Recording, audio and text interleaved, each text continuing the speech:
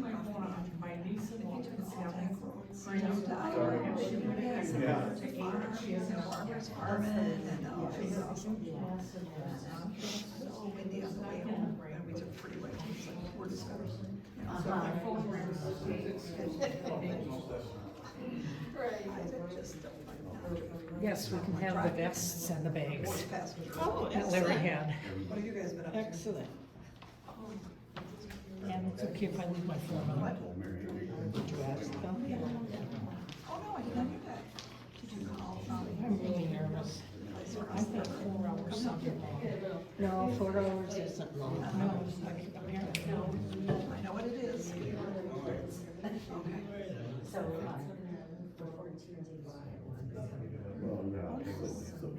Yes. No, I don't think that she is. She's really really talented. Like I said, 2 years.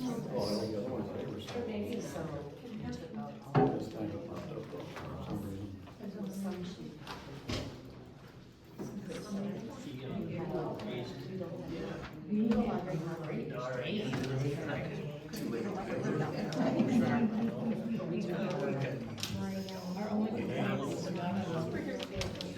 They're outside though, aren't they? Oh, so on top of all that, you did. I don't think she's good.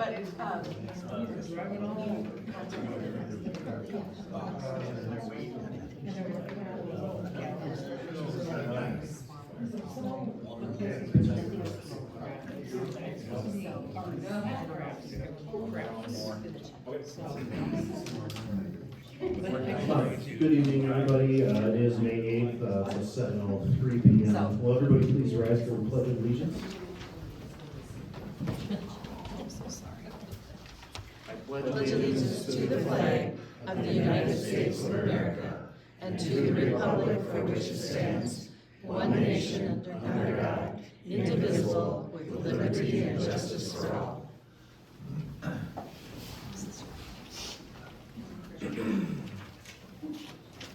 All right, well, thanks everybody for joining us. It's a beautiful day out, so hopefully we can enjoy the sunset and happy New Year, but we'll see what happens. First thing we're gonna have to do is do the adoption of the agenda. Does anybody have any changes they'd like to make on the agenda? Oh, I'm sorry, no, not with the full agenda at this point. Okay. Any questions? I make a motion to approve the agenda as published. Okay. Do I have a second? All right. Lee, second? Uh, All those in favor? Are we gonna go over the consent agenda? Yeah. Okay, thank you, yes. No. Okay. All in favor of adopting the agenda, say aye. Aye. All right, next one is the adoption of the consent agenda. We do have 3 additions to the packet for the consent agenda that didn't make it. One is our fund cash balance sheet. I sent in the contract for Midco after I spoke with them. And then we have 2 bills from Abdo and a bill from the League of Minnesota Cities. But we need to approve to add that to the consent agenda. If we do, then we have copies for the public to have. I'll make a motion to add the 3 documents to the consent agenda. I'll second. Is it 3 or 4 documents? Okay. 4. We have 4. Correct. It's 2 minutes. Excuse me, Mr. Mayor, I believe there's gonna be one more that we do not have copies for, if you'd like to ask the attorney. Oh, that's right. Okay. So, There's 5. We got an invoice from our attorney that we missed. But we'd like to be able to add that to consent agenda so we can pay him for its monthly fee. So there's actually 5, we don't have a copy of. So, Larry motion to accept this. I think I heard Tim second it. Is there any discussion? Okay, all those in favor of adding these 5 documents to the packet? And the Aye. consent agenda, say aye. Aye. There we go. All right. Next up will be our public forum. first would be Mary Murphy. Excuse me, Mayor, are we gonna do the consent agenda? We've added those to the agenda, but we haven't approved the consent agenda. I'm sorry, I apologize, Mary, give me a second here. All right, now that we added the documents to the consent agenda, can we move to adopt? I'll need a motion to adopt the consent agenda and the minutes from the last meeting. Do I have a motion? I'll make that motion. Do I have a second? Second. Any discussion? Yes, I would like to just make a recognition or notice that the January minutes are still not available for review at this point. My next thing would be that one of these notices was past due for LMC, so I wanted to make a note of that. The fund balances, the general fund is still negative $151,291.77 for fund balances. And then I would like to pull off the Abdo Financial Solutions and Abdo LLC invoices for discussion. That's page 30, 31, and 32. Of the packet.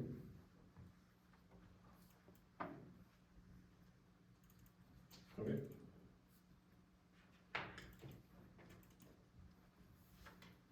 I don't know if it's up to the council if you want to discuss them before or make it a whole business or, but I would like to discuss before we pay them. Okay, well, we can add that to the new business, if you want. So we can keep on things, keep moving, would that be all right? We can do that as long as they're pulled off before payment, and then we can approve the consent agenda, I believe.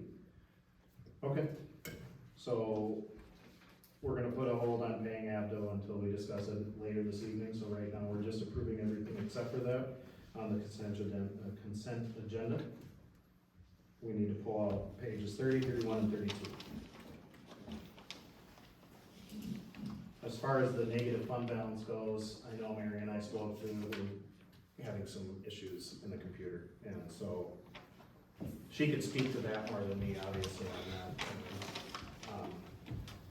And that, we can cover when we talk about Abdo too, if you Right, like. so that was explained from Brad, so that will keep going negative until we get our disbursement from the property tax, which comes in June.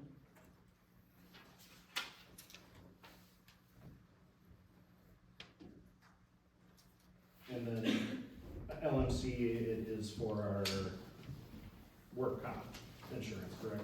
Yes. And that is due, well, it was due on the 4th. Are we going to receive any penalties on this? Karen, you said not yet, right?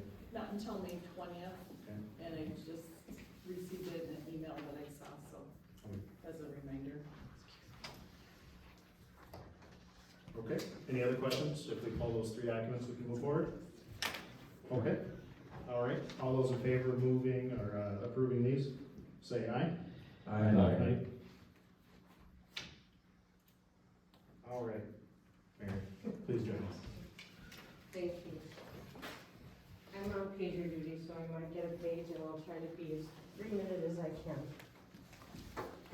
Okay, just to let you know that I still continue to receive phone calls from the community and seeing how things are doing and why things are happening. And first of all, it continues to be brought up that why isn't our fire chief involved with the Schaefer Township meeting negotiations? And it's been known for the last 12 years that I was in, is that the Taylor Falls Fire Department is a city-owned department, and Schaefer and Almond are not. So they can accrue revenues, we can't, they just break it into the budget. So, or they split it with the budget. The fire chief is responsible for providing information to the contract. For example, how many runs are Schaefer's receiving and how many runs the Taylor Falls are receiving. And that gets built into the formula that this goes out for the League of Minnesota Townships. But this is, the fire chiefs all along have known this process, and Jake has been the newest one, so I would recommend if he needs to go to the next meeting, I don't know how or when that's gonna happen. It's purely for learning the process, but he actually himself himself will not have any say-so. It's the liaisons, doing the contract negotiations and doing the formula and sending it out. Okay, I had 18 calls about the masking ordinance that you put into place. And I just wanted to alert everybody that on February 25th, 2022, the CDC relaxed mask wearing. And the city of Taylor's Falls, as well as other cities across the United States, relaxed masking as well. This did not require a mandate, regulation, or ordinance. The city allowed the city followed the guidelines of the CDC and the state of Minnesota. This removed mask requirements for any citizens visiting the city hall, okay? Which is what we had recommendations in place for it. So there was no ordinance, there was no mandate, there was no regulations. It was made public to all that you have to wear a mask if you're gonna be in this building. This had no reach outside of the city hall, as the city has no authority to putting a mandate or ordinance in place outside of the city hall. Citizens, businesses, schools, and churches are guided by their own policies and preferences. By putting an ordinance in place is not necessarily the city council has overreached their authority. Or it can be construed as abuse of power. The council has an obligation to walk back this artificial ordinance and instead work on what the citizens need in place. This was not a time well spent, so please demonstrate your campaign promises, we're looking for this. The city and the citizens together. This ordinance that you mandated with masks or whatever you decided you wanted to do has done nothing but divide. Continue to move forward together for the webcast of the council meetings. I have continued to receive complaints that the videos on YouTube do not appear authentic and appear modified. Incidentally, videos placed on YouTube were never required or recommended by the city. They are not authorized or sanctioned by the city council, only the minutes are valid until an official webcast is made. Work on finding permanent replacement for the zoning administrator. Temp services may work in the short term, but it's often more costly and impedes your bottom line budget. Consider the money involved and choose wisely. Augment the city staff by adding interns or people seeking to commit to this line of work. We have noticed this position has been incredibly hard to fill. It's not an easy one to fill, so I understand where you're coming from. And we have a similar experience with our former zoning administrator, Steve Hess. We could not find anyone to fill this position, and it led to the former council and mayor coaxing Steve out of retirement. Also noted, his position was talked about being temporary, as we had no idea how long he would be interested in working for the city. His death was the departure. And I personally cannot thank his family enough for allowing Steve Huff to share his time, expertise with us, even for the short duration he has served. That's all I have. Thank you, Mary. Thank you. All right. Next is Sandra Bird. Please join us.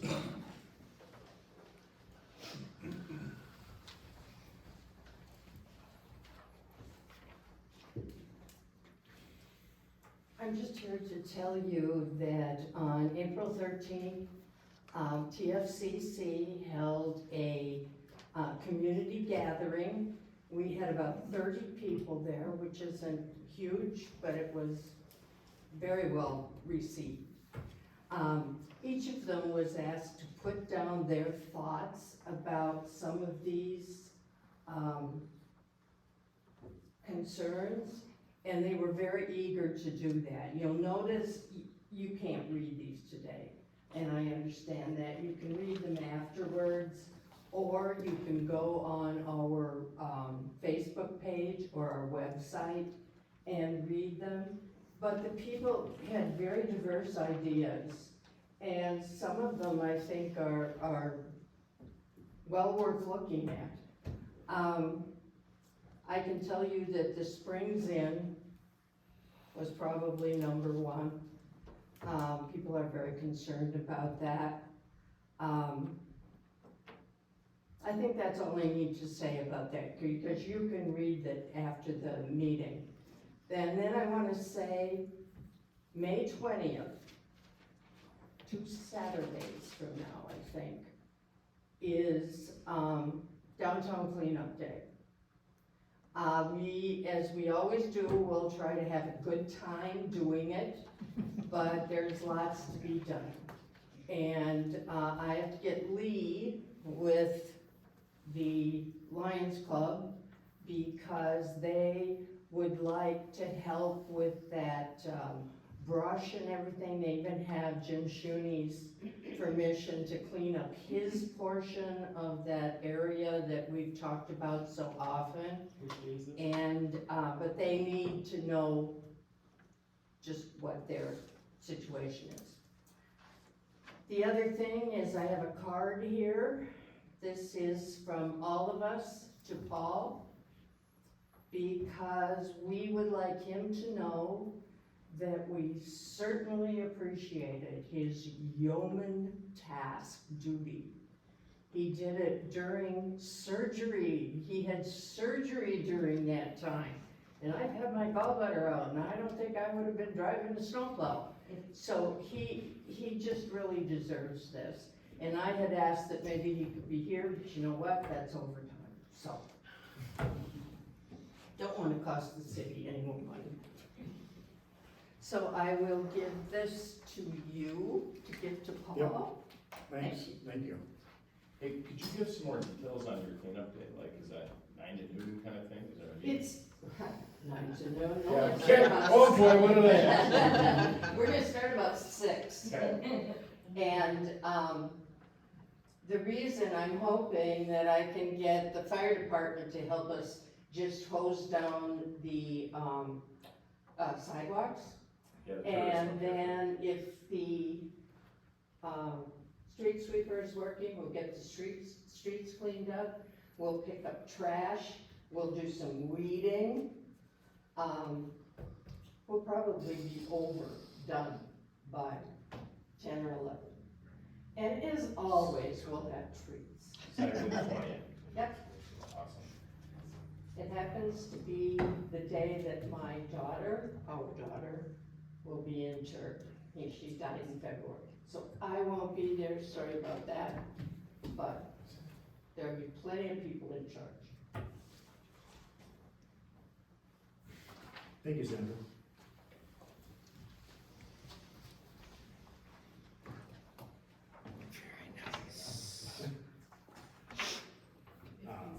We are done with our public forum unless there's somebody that could fill a sheet out that'd like to speak. Okay. All right, well, let's, Mayor? yes, Can I just make one comment? yeah, please. If Lee does get involved, that would make Troy and Tim, who's on council, would make a quorum. So- Can't hear. If Lee gets involved with the cleanup, then we'll have a quorum. Would you like Not me to if it's- post as a Yeah. council? And I think you should ask, The attorney. the attorney, because I would consider that a chance meeting. I was planning on going with the kids, so. Or just you put- better just- Let me know if I. Just can. note it. Well, that's why I said I'll post, Yeah. I asked you if I Yeah. could post as a, public. If we post it, is that, Well, if you post it, you're absolutely safe, but you know, you're allowed to gather socially from time to time as long as city businesses is discussed. What makes this a little strange, of course, is that cleaning up the city is kind of city business, but not maybe necessarily the sort that the statute would contemplate. So if you post it, that will just eliminate the problem. We all go to Wanigan Days too, so consider this something similar. So Community event. thanks, Mary. Yeah, we'll go ahead and post it, please, thank you. Nothing there. All right. Let's move on to old business then. First up would be the Schaefer fire contract update by Troy. Okay, thank you. I reached out to the clerk at Schaefer in both March and April, and I didn't hear anything back because the most recent contract was sent over for their decision. I did hear back just last week from a Schaefer Township board member who was asked to meet with me.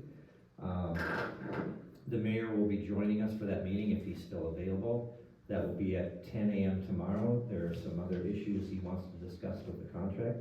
And I do want to thank Mary for mentioning Jake's attendance at these meetings. He was there, I believe it was February, with me, and we haven't met since then. So I will certainly reach out to him and see if he'd be interested in showing up at this one, because it is good to have him here at these meetings.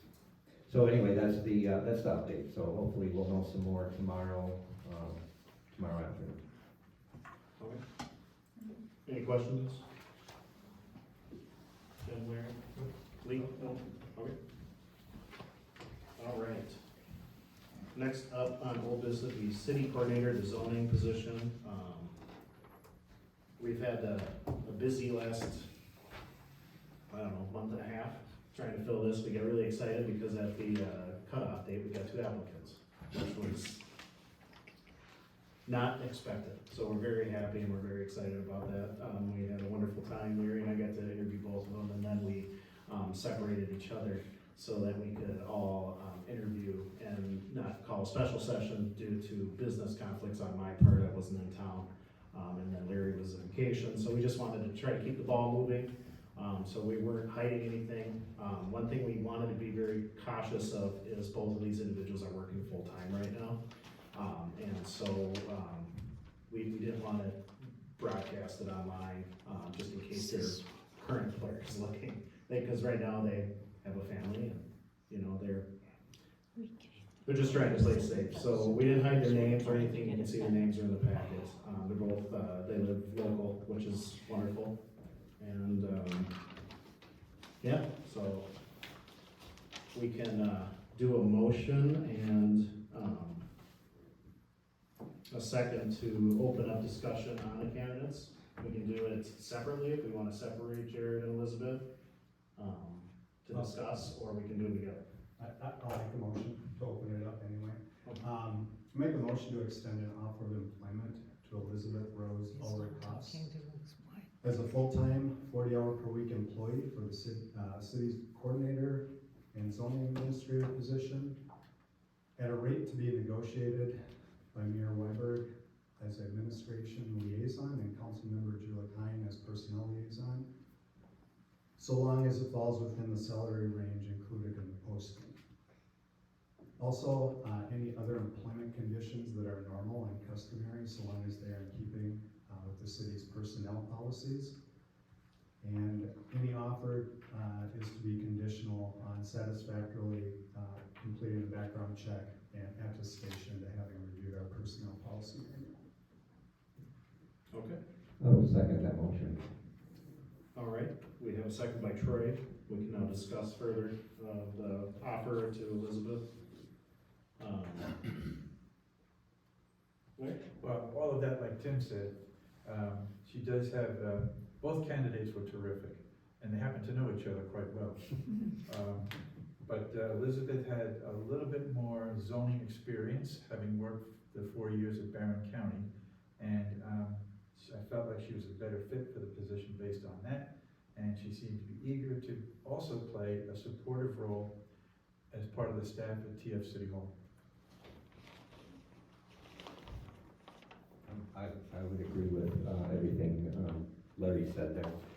She was excellent. She had excellent verbal and written communication skills, very direct at the same time. So she was really, she was looking for the black and white. We had some discussions on zoning issues that she might run into, and she seemed very engaged about those and would be very interested in them, as well as site visits. So I thought she was great. She was, yeah, I'd agree too. Her administration and zoning work was by far superior. I thought they both had great skill sets, but I agree for the position that we're looking for, she had much better experience. Lee? I concur with the other council members. Information I received, I wasn't able to be there for any interviews, but have gotten some information. And, between the two candidates, her zoning experience, she was our better candidate, I think. Yeah, I liked them both. I was wowed by them both. I do feel with Elizabeth, in the interview, I felt that there was a little more fire, behind her driving ordinances and really excited about helping us, redo zoning, and ordinances, and she just seemed to be excited about coming into a smaller city where she can play a bigger role in the office and help where she's needed. And she has a lot of that experience where she can jump and do something else. It's not just job description for her, at least what I gathered when we met. So, there's one thing I would like to ask the council, as far as rate negotiation goes. In their application to us, we did advertise $25 to $30 an hour. That 30 was not even the low end for, either of them. And, so I would like to see if we could go past that, up to $32 an hour, if possible. That's just, I guess, my request, if we can do that. If not, I'll go with what we posted. I totally get it. It's just, I saw their application, so. As, the difficulty that we had finding these positions, finding people for these positions, I think we need to make it as attractive as possible. So she fits the bill, and $32 is I think a good rate. I really got the feeling that either candidate was in it for the longer term, not just a short-term engagement. So there's a lot of cost to not having this position, and there's a lot of cost internally. So I would agree. I would do that. It's really difficult for me because we don't have a real formal salary administration program that I'm used to in the corporate world. So we just kind of figure out what, I'm not even sure there's a science to how we figured out the range. So I would certainly support going higher if that's what it would take to get either of these two candidates. Troy? Yeah, and I'm fine with that as well. Is there any trial probation period, and then the pay goes up after that as well? Is that something we want to consider? So that can be negotiated. Okay. We did that with our last hire. And I would leave that up again to those doing the negotiation to figure that out. But yes, you can build those in. There is a probationary period regardless, with or without a pay increase. But that's part of what I would see as the negotiation for hire and eventual employment agreement. Yeah, I have no objection to starting off at 32. Any comments, Lee? No, just, as other council members said, it's been a hard time finding somebody, so I think we should go with the 32. Okay. All right, any further discussion? Okay, well, we already have a second, so we can bring it to a vote. I ask for all those in favor of hiring Elizabeth Rose Ulrich-Haas for our new zoning administrator and city coordinator, say aye. Aye. I'm gonna have to fill it. I do have a question with the Yes. motion. So that's the rate of $32 an hour? Yeah. So add that in, Okay, next up is the community garden under old business. I don't know if anybody here can speak for the community garden right now. I know last time we left it was, we're waiting for a postcard to go out. I know Diane said she was gonna work on that. We're working on trying to figure out where to put it. We can't put it by the holding pond. It's not a compost, it's a brush pile, but we just don't have we can't do it with the state. They're saying no, unless we fence off everything, and they're very worried about the holding ponds having somebody fall in it. And I know we don't have a fence right now, you know, so I'm committed to finding a spot. It's not much of an update. I'm just gonna continue working with Diane and team. Do you-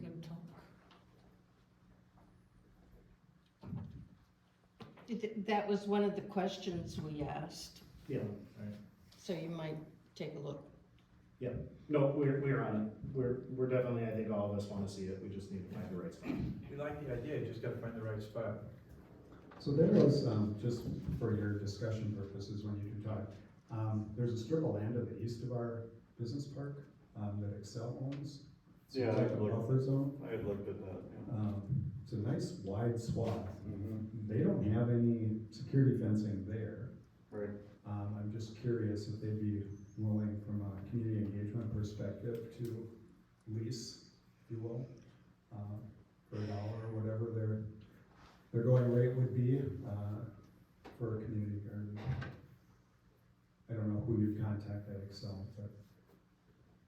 Here, I'll talk to you tomorrow about this. I'll send you an email on it. We can see if you can help us. All right, thank you. And I'll make that introduction if Elizabeth accepts. You're gonna leave those posters. All right, any other discussion on the community garden? I'm gonna keep it on there until we figure out what we're doing. So, that's why it's on there. All right, next on the old business would be our city hall roof update. We have two, in the packet, we have two quotes. We're waiting on one more. I did speak to that individual and they're working on it, but they, couldn't get it to me in time, so. I guess, we're not gonna vote today on it, but it's just open for discussion. We can kind of fill everybody in. We've had one company say we're gonna rip everything off and do spray foam, and then a coating over that with new metal. And then we have another one that's gonna put, from what I gathered, they're gonna put rubber back down and remove everything and re-put the foam boards down. Yeah, replace whatever needs to be Yeah. replaced, and then a heavier rubber. Okay. So this, proposal from KEI Coatings. Yeah. They quote, the roof of the office for $48,500 and over the fire department for $78,500. Yeah. Now down here at the bottom, there's some additional charges here, 1.5-inch thick foam system. Yep.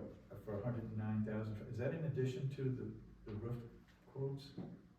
No, Yeah, so KIA they're not gonna have rubber, so they're gonna rip it all off and everything they're gonna replace, and then they're gonna spray foam, and we can choose whether it's a 1.5-inch or 2-inch. yeah, that's a different price. That's a different price. Okay, but does that get added to these prices? No, here? no. That'd be total with that extra foam. Okay.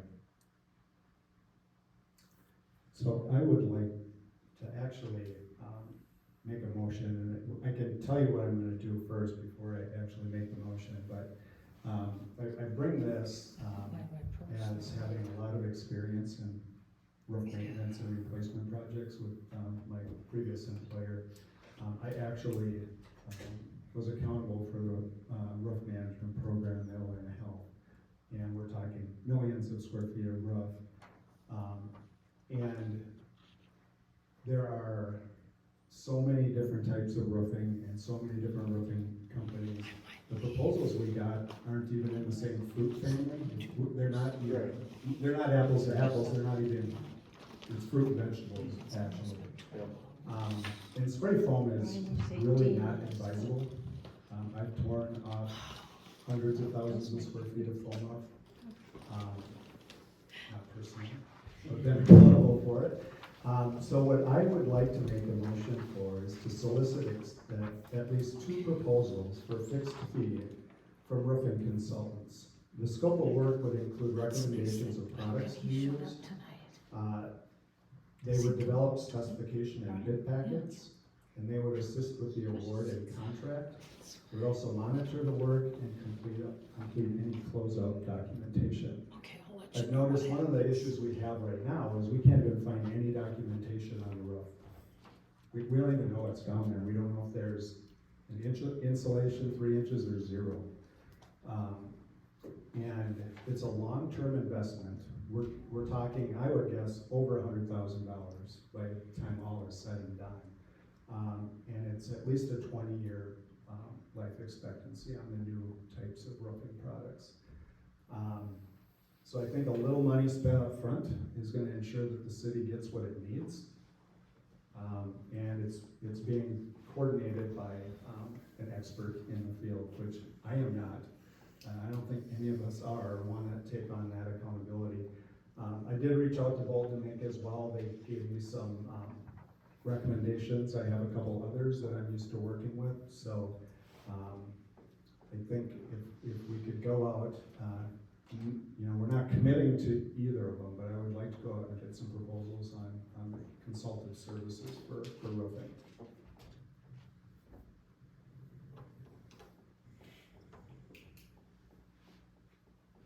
I'm just writing this down so I can help with notes.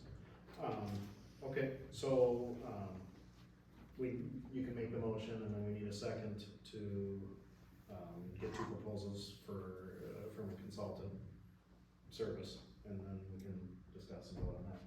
I'll read through the motion then. Okay. I make a motion to solicit at least 2 proposals, fixed fee, from roofing consultants. The scope of work would include recommendations of products to be used, the development of specifications and bid packets, assist with award and contract, monitor the work, and complete closeout documentation. Okay, do I have a second? Second. Will you second? We are open to discussion on hiring the consultative service. Is there any discussion? Yeah, like I give a time frame. Well, you know, I don't know how this is gonna be funded, number one. We have completed repairs on the roof, so I don't think it's a burning platform right now. I would suggest that, well, it's a bad time to be doing roofs anytime in the summer because we're competing with all the schools that are doing their roofs. So the earliest I would suggest would be fall, and we could even put it off until 2024 after we figure out how to fund it. I think we can get by until this time next year, and we could create our bids and put them out and state that we want this roof completed as soon as possible in the spring before the summer roofing season comes out. So we know what we were budgeting for, how we were going to fund it. It'll give us some time to work all that out. My guess is, there would be a cost for this consulting. There will, Correct. yeah. But at this point, we're just getting estimates on it, and what they. Well, we'll get a proposal. It'll be Okay. a fixed fee. It's Okay. not a big enough roof to do a percentage base, but And that brings me to my next question, I guess. On one of these proposals from KIE, they've separated the office and the fire department. So how bad is the fire department?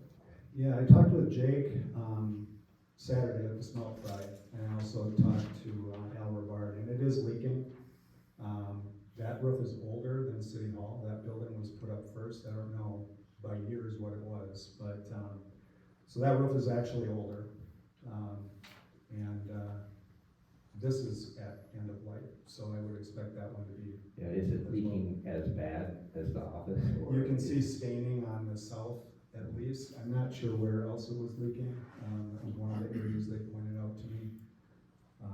And it would be cost effective to do it all at once instead of at 2 different points in time to get the economy of scale along with that. As far as apples to apples go, the firm that I had come up, I did share this with him, and the reason I did is if let's say we did have him come in and do it, I wouldn't vote, I would abstain because he is a friend. I just wanna make that clear, we haven't gotten it yet. He said he'd be over 120, but he said he only believes in the rubber 60 or 80 mil. He said, he said this should have never been done the way it was, whatever, he just went down there. I was up there with him and he was showing me all the leaks when the snow was still up there. But I think we need to like dictate like as far as we go, do we want spray foam? I personally, since he told me that, I'm not for it because of what he said, but Yeah. it's, you know, I don't if think we do you'd foam, find, we do two foam or we do two rubber. I think it would be difficult to find a roofing consultant who would recommend foam, honestly. One other thing that, I hadn't mentioned, and I don't know if this is the case with our insurer or not, our property insurer. I know insurers that I'm used to working with in a more commercial, environment, have minimum requirements for roofs, and I think it'd be worth our due diligence to check with our insurer too. Some have some very specific specifications that you need to meet for enable them to insure, so. Be another thing to check off, as we go through the due diligence process.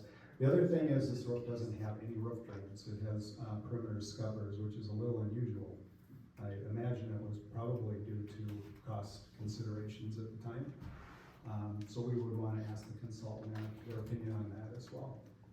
And then the scuppers, we need electric and some heat tracers down those too, because they were freezing up and potentially damaging the concrete wall panels.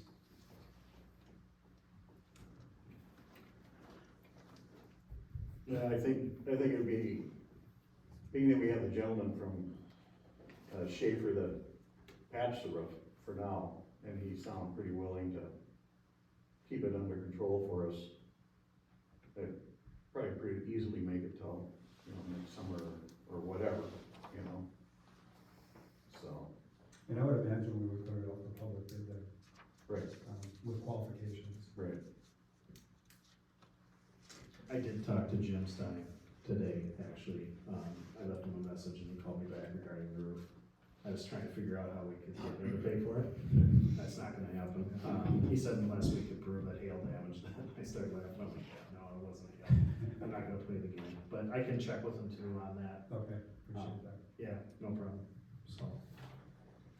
And I guess I just want to take the opportunity to inform the public what this council is facing with at least the two amounts that I have.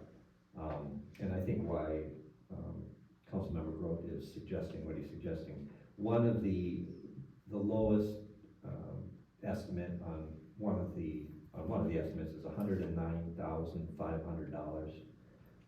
And then the other estimate is lower than that, and that is $89,000. So that's what we're looking at. You currently have negative $121 or something? Is that what? It looks like that because we haven't got our tax money until June. Oh, and then So that'll go June, we get paid and it'll look normal. So, no, we're not negative. But we also don't have $120,000 put away for a roof yet, so I think waiting until 2024 was definitely, now that we stopped the waterfall,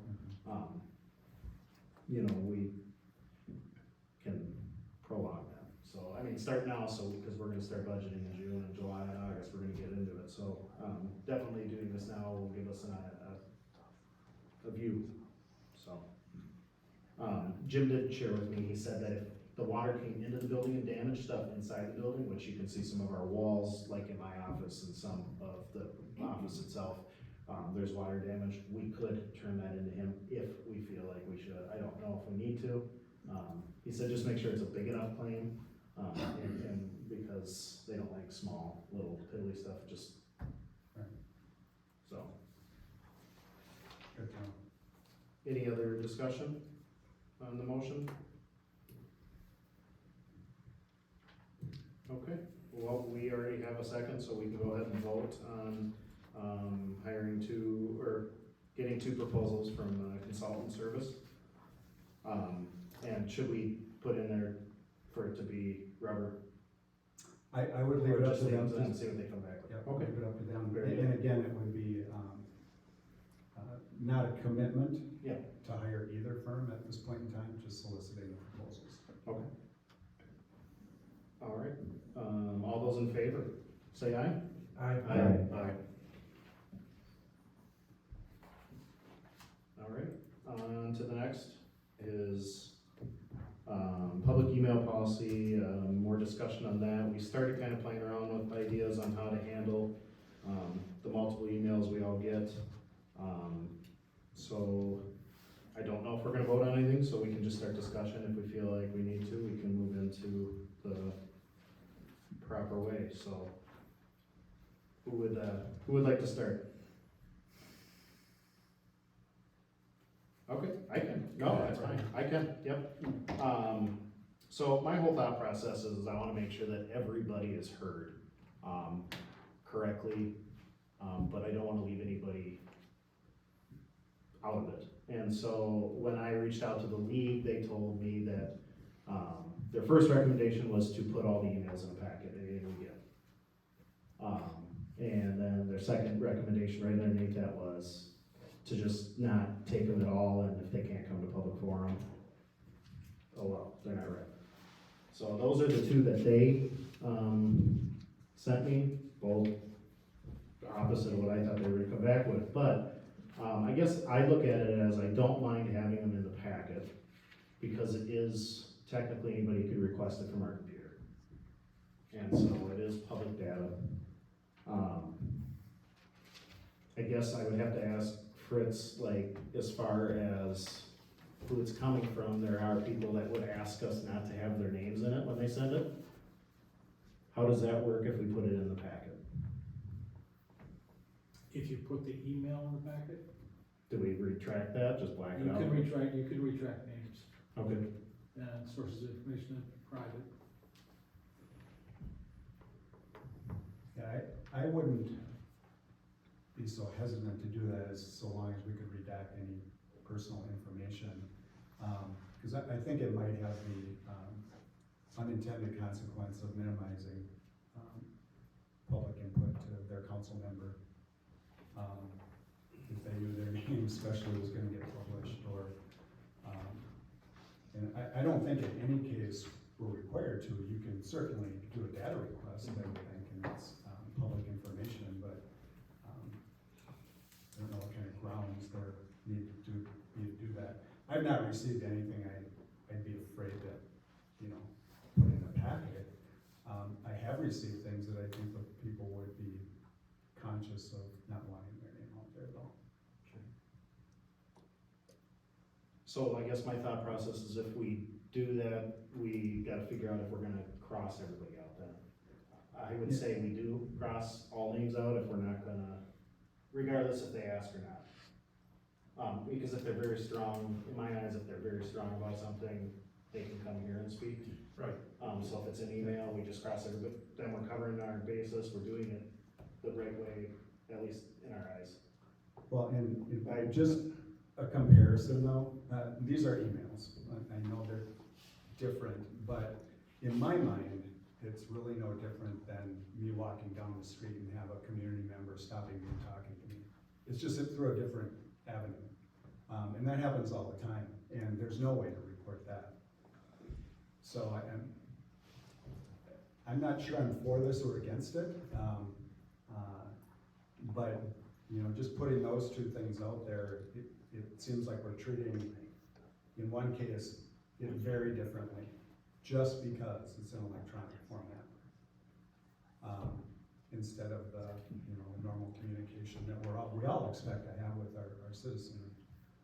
So just to throw that that out there, it's kind of both sides of the same coin, and we're treating one very differently than the other.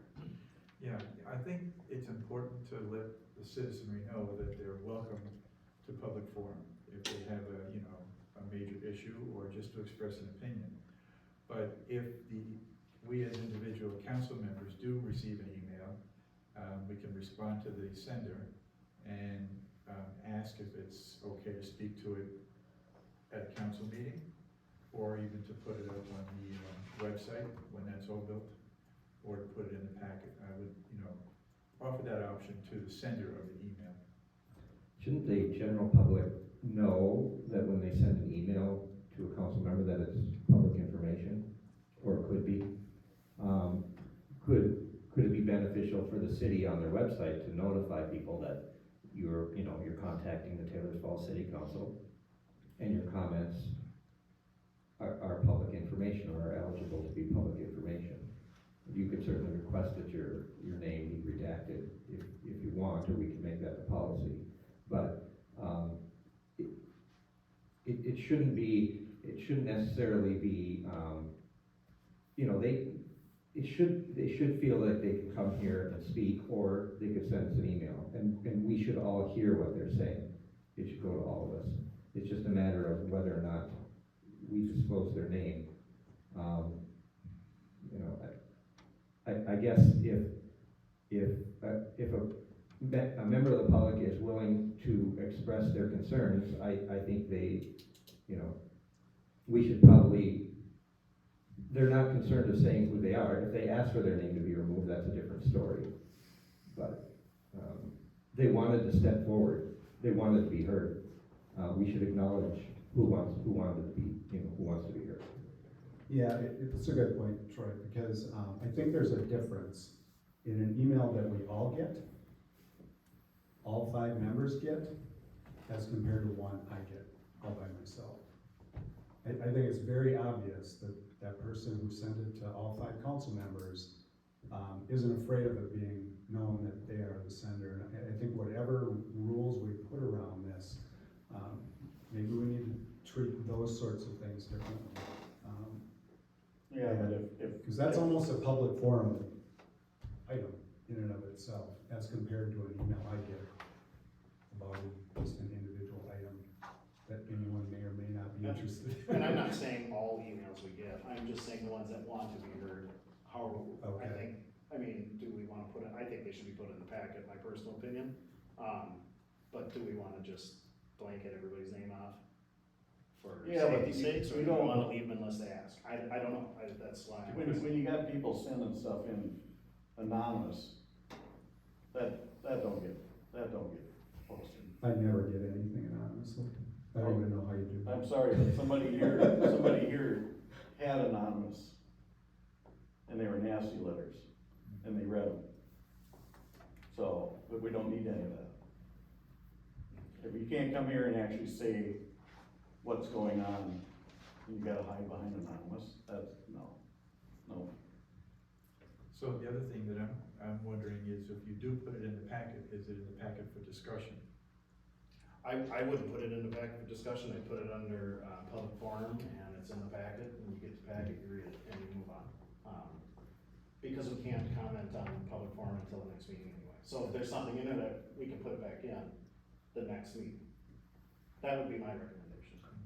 So just thinking through the kind of the rules around it. So if I got an email, I would ask the person if it would be okay with them if this were brought up at council, or I would just, we would automatically redact it and I would send it to Mary, who would get it to the council members. I'm just really unclear on how this whole thing would work. I think it would just go with emails that where they say they want to be heard at the meeting. Okay. Or they want something done, they have an issue they want us to discuss. And then we put that email in so that we can add it to, I mean, cause if they send me an email and say they're mad about a light post being down or whatever, we could put that in. I obviously would probably send that right away to Mary saying, hey, to put down for discussion. But if, I would say let's treat public forum messages, or emails that are coming to us that they wanna be heard as a public forum. And then let's do our due diligence as council, that if they have an issue that they want fixed or resolved or looked at or whatever, we can put that on the agenda. Okay.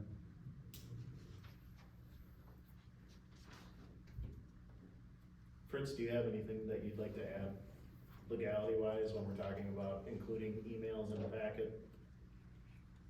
No, I mean, you know, as long as everybody understands it's always discoverable, and that they're using your city email address, you're not using your own, please, yeah, there's no reason why. You can redact certain private information.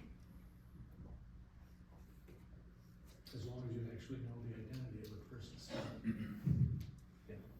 Well, I think no matter what we see who sends it to us, it's just if they ask to be anonymous or not, what we wanna decide, how we wanna play that. I guess, since I'm the one that talked about this, and I wanna push something forward at least that we can come to an agreement on, I'm gonna make a motion that we moving forward, add citizen emails, that bring up public forum or discussion to the packet. We won't read it, it'll just be put in the packet under, for a public forum. Yeah, that sounds good. Name will be on there unless they ask for it to be removed. Yeah. And I think we could consider just putting something on our website. When I said that all of our emails are there, we're obviously are welcome. We invite people's opinions, we should not stop doing that, but, let people know that, ask them right out, does that be right next to the emails or on the webpage, would you like this, would you like your comment to be part of public forum? Especially if it's a form they're filling out anyway, simple checkbox. And we might, now that, since we get a website even faster and with more things added, they'll have that opportunity to write on the website hopefully, and they can send it in and Mary will get it. As far as us go though, I think that if we get emails, requesting, to be heard, I think we put it as a public forum. Leave the name on it unless they ask to be anonymous, and then we need to make the cutoff too, so we're gonna need to figure out how we can get that out. The cutoff would be Thursday, or Wednesday, before the meeting. So I make a motion to put emails in the public forum that are asked to, redact names only if requested. I need a second. I'll second. All right, any further discussion? All right, seeing no further discussion, if you wanna vote for it, please say aye. Aye.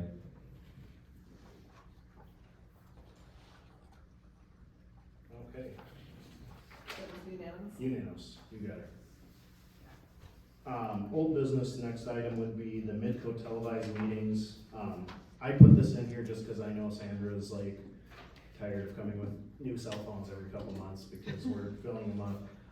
We do appreciate what you're doing. Mr. Mayor, may I say something? Yes, Just in regard, Ms. Murphy has said a couple of times now that, it's obvious that some of them are edited. I can assure everyone, I don't even know how to edit. And that's the truth. thank you. They are what they are. This, thank you, Sandra. This, we could have put this, I guess I could have put it in with, what we're gonna talk about in a little bit with, what Lee and Tim have been working on with all this nice setup that we have in here, but I just wanted to let everybody know, I reached out to Midco and I had a nice conversation. In the packet, I included our contract, it has been signed, so, I know there was rumblings that it was never signed. No, it was taken care of by the last council, so we do have 10-year contract with them. The gentleman assured me that we will be able to get up and running very quickly with his cable channel, and then they also have web channels, and so we can choose if we want to only play live, if we want to do playbacks at certain times. He filled me on a bunch of really cool stuff when I was talking to him. So we're moving in the right direction. It's gonna go quick as soon as we get the system in here. So basically, he needs to know whatever we buy, and then they're gonna come in, it's 2 to 3 months is what it'll take for him to get his equipment, and they'll come in and plug it in and show us how to use it, and we're done, and it'll be up. So, we're getting closer. I know everybody's been very patient with us, so that's really, I threw that in there just so people know that there is a contract. And it was taken care of, but we just need the right equipment in this room for us to be able to utilize it, so. Any questions on that? So you, It's okay, right. that's right. Yeah. And then, will you be discussing the old business of the Midco televised meetings, or is this all together? That's Midco televised, so that, the contract's in there, and that's what Midco says, just as soon as we get our new system updated in here, they'll have a box, they can come in and they'll plug it in, and, they'll show us how to use it, and all that jazz. So, real simple, I mean, it's no cost now, as soon as they get the equipment, it's already, we've been paying for the equipment in our fees. So he said that just let him know what we're bringing in, and I told him who we have a proposal from, and they have worked with Music Connection, so, he wasn't too worried about that, so. Okay. Any other discussion? Okay, all right, let's move on to, number 7 under old business would be Bolton and Make, and the update proposal for, zoning and ordinance help. Excuse me, can I ask? So as far as all the music, that was just for information? Oh, I didn't even see it listed on here, I just So saw that was that. all together in that same Oh, agenda? okay, sorry, we're gonna go back then. Lee, you Oh, wanna tell that us? was with it? Yeah, I guess, yeah, it was Oh. included. Okay.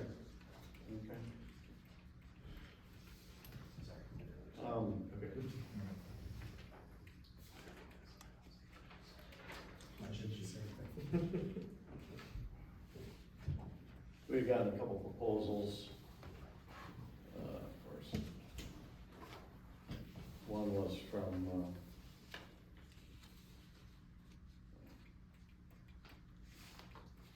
Music Connection out of Forest Lake. And then, another one was with, In Focus Systems out of St. Louis Park. Their proposal was fairly high. And that's when I had talked to Music Connection, and they've done a lot of work with churches in the area, different things. They came out and looked at the building here, and what we had. Everything that we do have right now is over 20 years old. They came up with their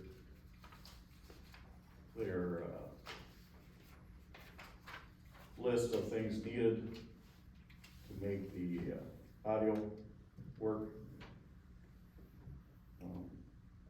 One of the big things in there was, he said we needed, to be ADA compliant, we needed assisted listening system.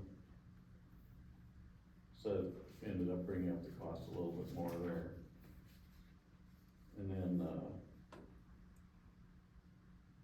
so we got a 6686 proposal on that part. And then, the video part, though, the people that he uses for the video, I think their proposal for the video and the hookup was $1,889. And then the reason that this whole proposal's quite a bit cheaper, the mayor and myself would install it, and then they would show us how to run everything, so it saved us quite a bit of money on labor. We would be donating our time for that. So, just a question, the assisted, so you're talking about the assisted listening system with 4 receivers? Yep. That's $2,000. Yep.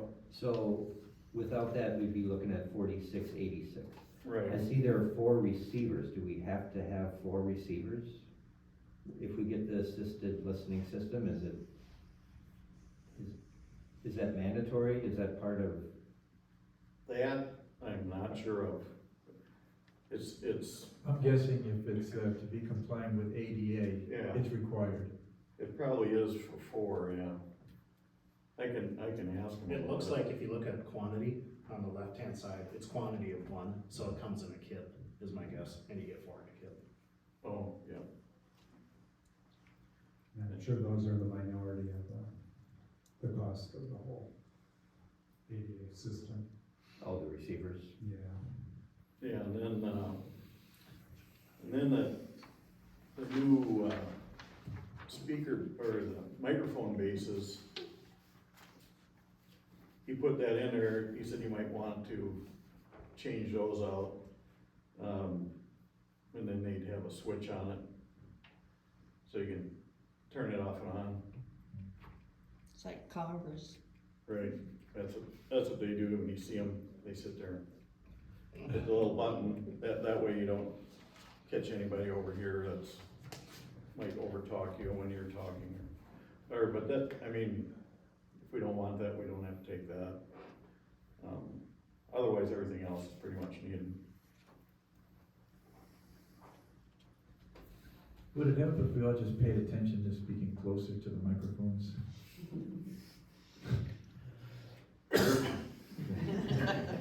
So could we take these, and these are too old for the new system, I'm guessing too. No, we can keep those. This part, This- the microphone's okay, microphone's okay, it's Okay. just this base. Oh, okay. The base would have a switch in it, Oh, okay. yeah. I know we're talking about two separate issues here, but how about if we wait for Midco to come in and kind of look things over and just see, I mean, maybe there's something else that Midco automatically offers or has in their contract, that we could use. I know they're not focused on audio, but we don't know, they might have some suggestions. And you said they work with Music Connection. He said they have in the past, they don't have any interest in doing a Okay. video or anything, yeah, Or they're, audio. yeah, they just come in and put their box in so that it can stream live and then be on the cable channel at the same time. I was hoping they'd say, yeah, we'll kick in $5,000, but not that. Well, I'll wait for the motion second. So the camera, the video camera and tilt zoom, do you need a laptop to integrate into the Midco box? Because that's what the last firm told us we needed, was a cheap laptop, not anything terribly expensive, just with a video card and. Yeah, that's what he said, Okay. and I figured we could do that on our own. But this, yeah, so I'll just send in what we have, and then if we decide to go with Music Connection or Intermedia or InFocus, we just send them everything that we're getting equipment wise, and then they come in and plug in their side. So the other proposal we had integrated the audio and the video. Is Yeah. that in this proposal from Music Connection as well to integrate those signals? Yeah, that'll be integrated between the two, Music Connection and the Intermedia. Those guys work together, Okay. yeah.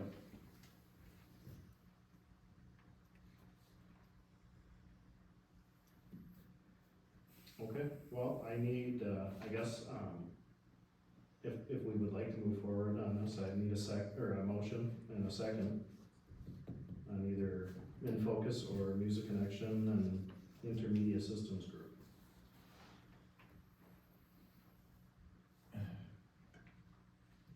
Well, to me, it looks like the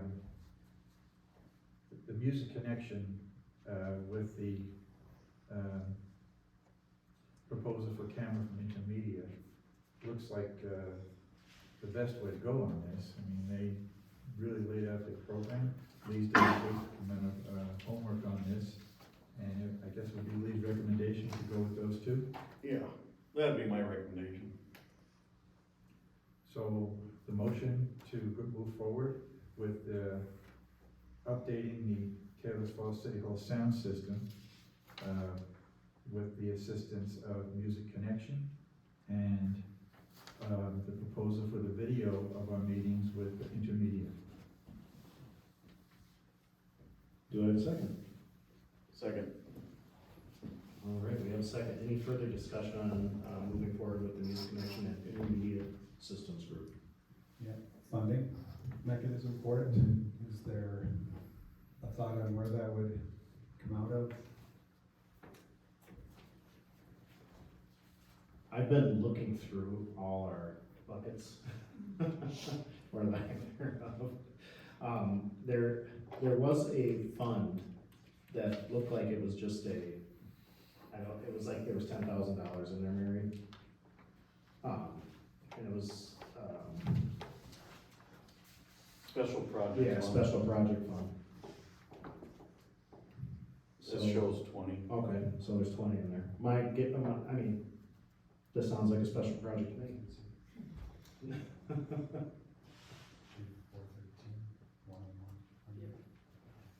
So my only question is, I don't know have to look at the budget reports that we did, the notes. So that would be my only, I'm not sure what it included. Maybe Troy might know, cause he was on council for 2 years, but I don't know, cause I came in late to the game. I don't Larry recall- might, Larry might know. Yeah, I don't Or recall any Larry, special projects, the fund is really set up for things like this, you know, Okay. rather than dip into the general fund. And I really do think that this fits the bill for special projects. Just one other question I have.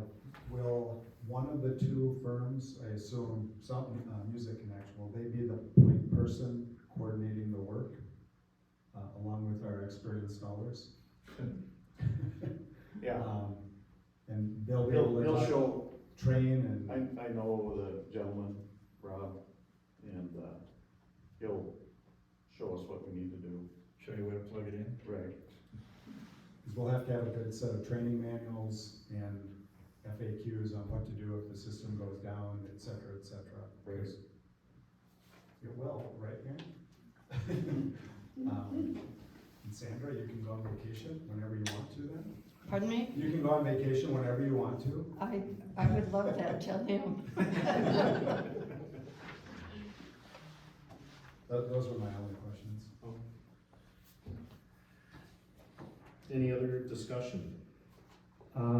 Yeah, I just want to, I guess, I'm a little concerned about the money we're spending even at this point. I want to thank you, Lee, for everything, how hard you worked on this, and I'm probably gonna vote for it in the long run, but I just wanna have a couple seconds here to speak about the money, because, this isn't our money we're spending. This is the taxpayers' money. And I think my microphone is working right now, everybody else's is. And I know that the system we have over there says Radio Shack on it, so that's all that needs to be said about how old it is. But it is working. And I think we're doing great with Midco. I guess I'm not sure, if Midco comes in, and we get our PEG channel set up, does that mean, that it's still not being recorded and kept in time? I mean, why, what does the audio system have to do with Sandra recording these meetings? Why can't we record them through Midco? Why can't, if we have a YouTube channel, we've got a public education government channel all set up, what's wrong with us just recording them there? Then we'll have them. So I guess I'm just a little concerned about the money we're spending. And I'll have some concerns about that later. So I just wanted to say that. I know it's, I thank you, Lee, for everything you did on this. I'm gonna vote for it, but we need to be aware of whose money we're spending. I think the first firm we had out indicated that, we needed a new amp at a bare minimum. Said the rest of the head end was high end, more than what we needed. We could certainly go with just video and integrate the audio we have today, I would think, and give it a try. I think his main concern was the quality of the audio through the new integration is different than Sandra sitting out here with a camera phone. I think that was their concern, that the quality we may get is not what we desire. Okay. And we wouldn't know that until and unless we just did one and not the other. So, How long is this estimate good for? Was there Oh, a good deadline on it, or? I can't remember if you did put a deadline on it or not. I didn't see one. I'm sure that they. The other one said 90 days. Yeah, I'm sure that they'd work with us. But, and this will enable us to do YouTube as well as the Midco channel. From what I gathered, Midco said yes, and Midco's recording it all too, so we can set up with Midco. I mean, we don't have to do the YouTube, because they're gonna give us a online channel too. Right. So we don't have to necessarily have Taylor's Falls YouTube. It would be an online and then also a cable channel. And we can choose with the cable channel when we want it to play back if we wanted to on that channel.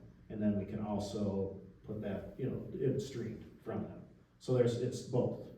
They stream and then they have their cable channel for those who have cable. Midco does. Midco, yeah, but we need a camera and we need a system for them to plug into. Okay, Otherwise we can't do it. and that's what Councilmember Grohl was suggesting, that this audio system probably will not integrate with that. That was their concern, that they. Yeah, That was it. this one right now, yeah. The one we have now, right? But we would have no problem with music connection. Got it.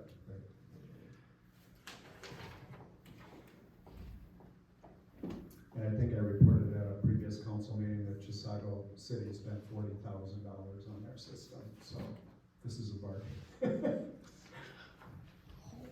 Chisago County has more money than we do. Chisago City, Oh, but they have more Chisago money City, than we okay. do. Yeah, they do. Any further discussion? Okay.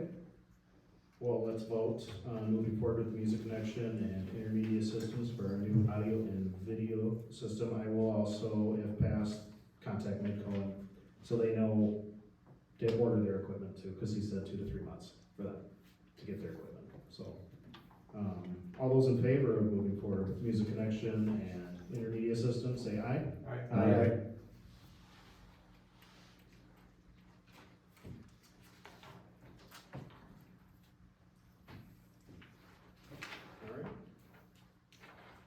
Now on to Bolton and Mink.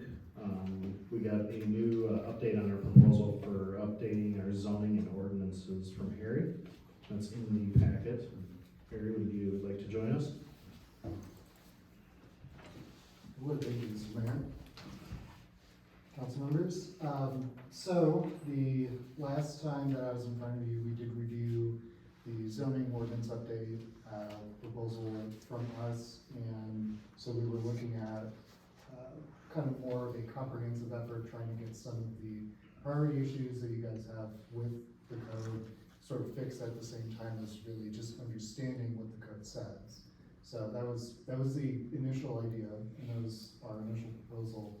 And after some of the feedback from that meeting, as well as some feedback from planning commission, we have since gone back and instead of including additional time to make any changes to the code, this is just focusing on, can we determine what the code is, and moving forward from there, making sure all the amendments are in, and really just making sure that you guys know what the code is, that you have a digital version of it, that you'll be able to edit at any point in the future. So what we're looking at now is really just that. It's very straightforward. It did cut the cost from, I think, the other proposal was maybe 23,000 or something like that. So this is just shy of $7,900. Is that a fixed fee? Absolutely. Not a not to exceed? It's a fixed fee. Okay. Harry, would you be willing to give us the time to have our new zoning administrator just kind of look this over? Yeah, absolutely. Would you be okay with that? Yeah. You know, I mean, I just didn't know if you wanted an answer tonight. I appreciate all the work you've done. I appreciate all the work you did on the conditional use permits. That was great work. And it was a template for me, and I think for anybody going forward, of what we need to see. That's just my point. I guess I'd like our new employee, give her some time to look this over and give us her opinion as well. Mr. Mayor, if I could just add. Oh, please, yeah. Yeah, absolutely happy to do that, and, once again, also congratulations on getting a zoning administrator, so it's very great for you guys, very happy for you all. And so we're more than happy to help with that transition, and that includes this zoning code update. So, I mean, we're, as I stated last time that I was here for planning services, I'm happy to be here as long as you guys want me here, so. Yeah, I guess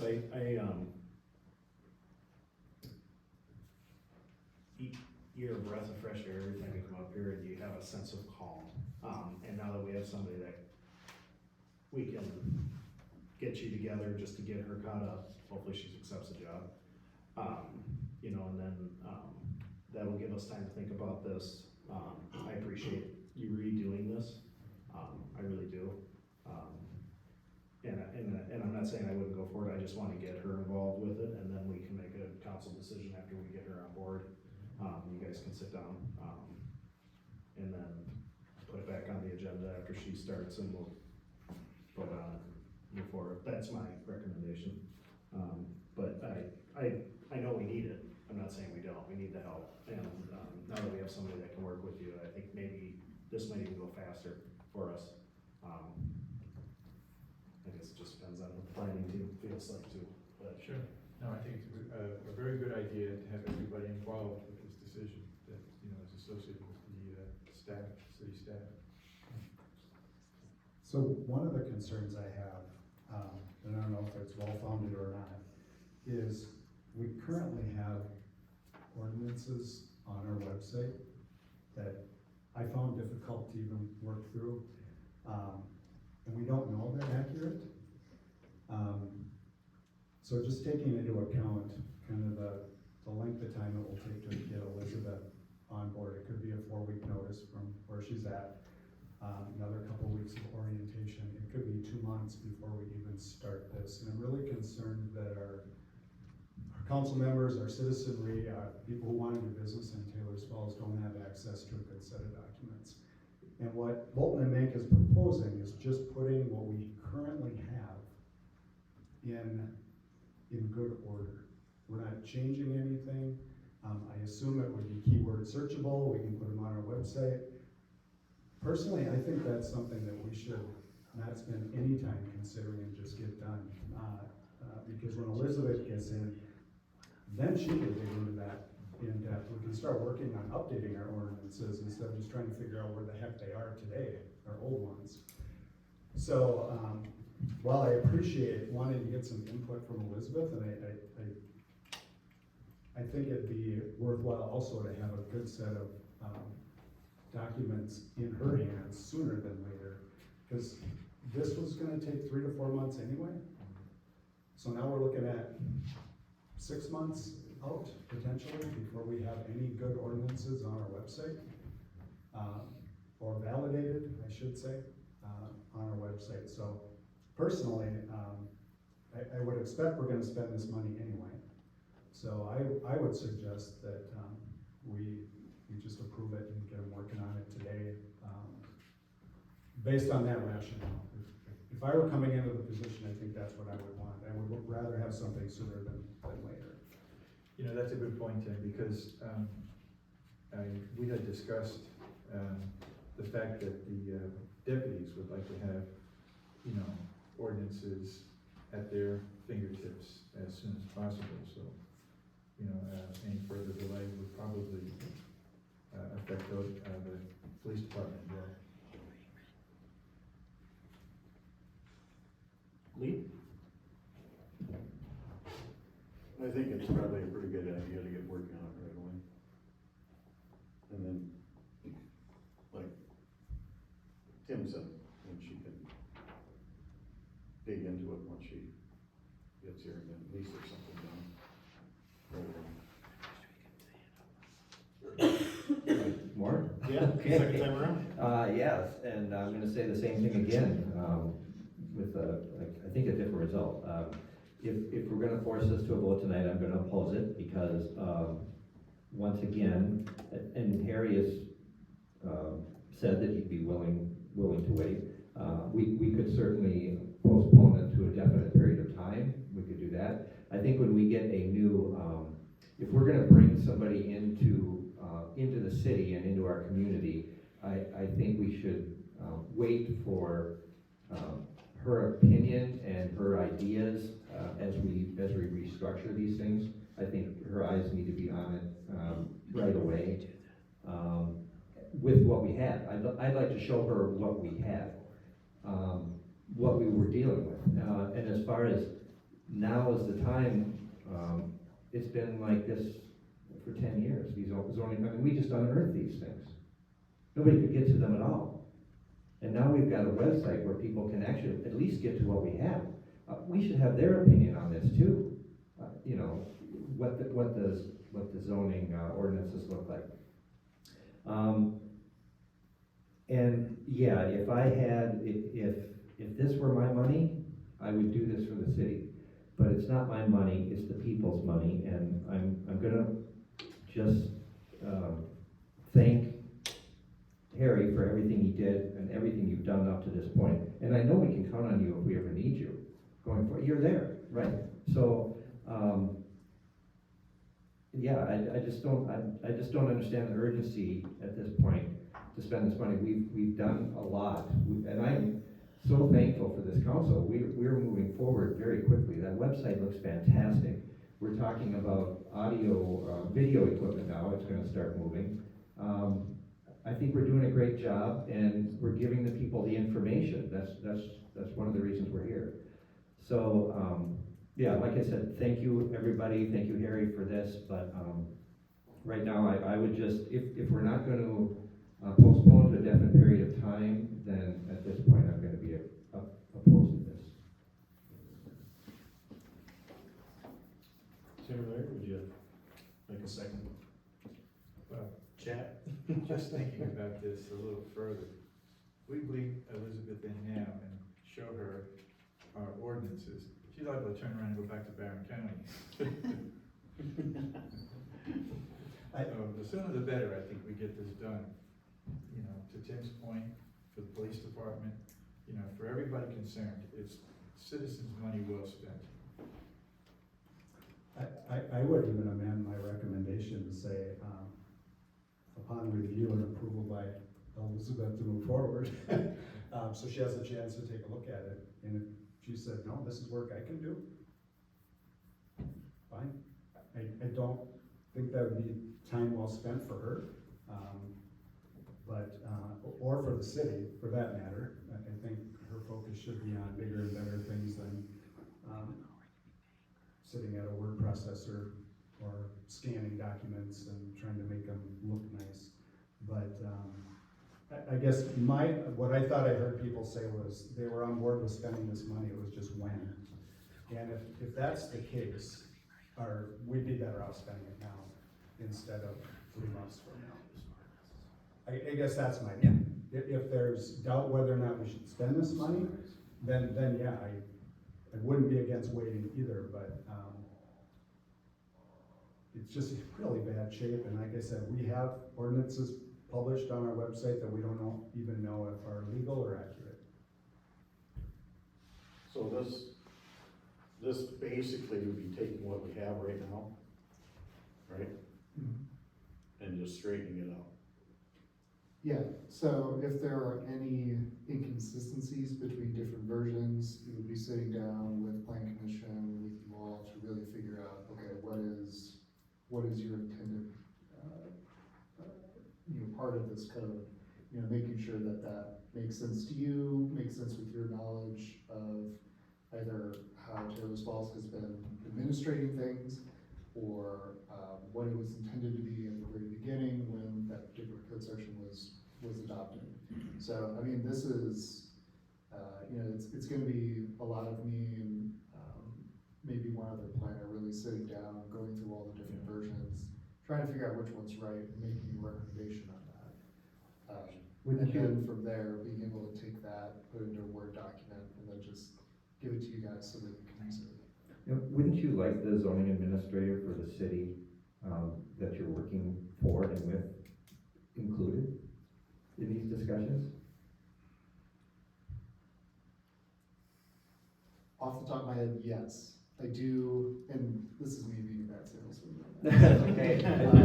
For the honesty. Sorry to hold a man, but really, I do think that there are good points on either side. I can see a really good reasoning to have a code, or at least try to get closer to a code that a new zoning administrator is going to be able to use.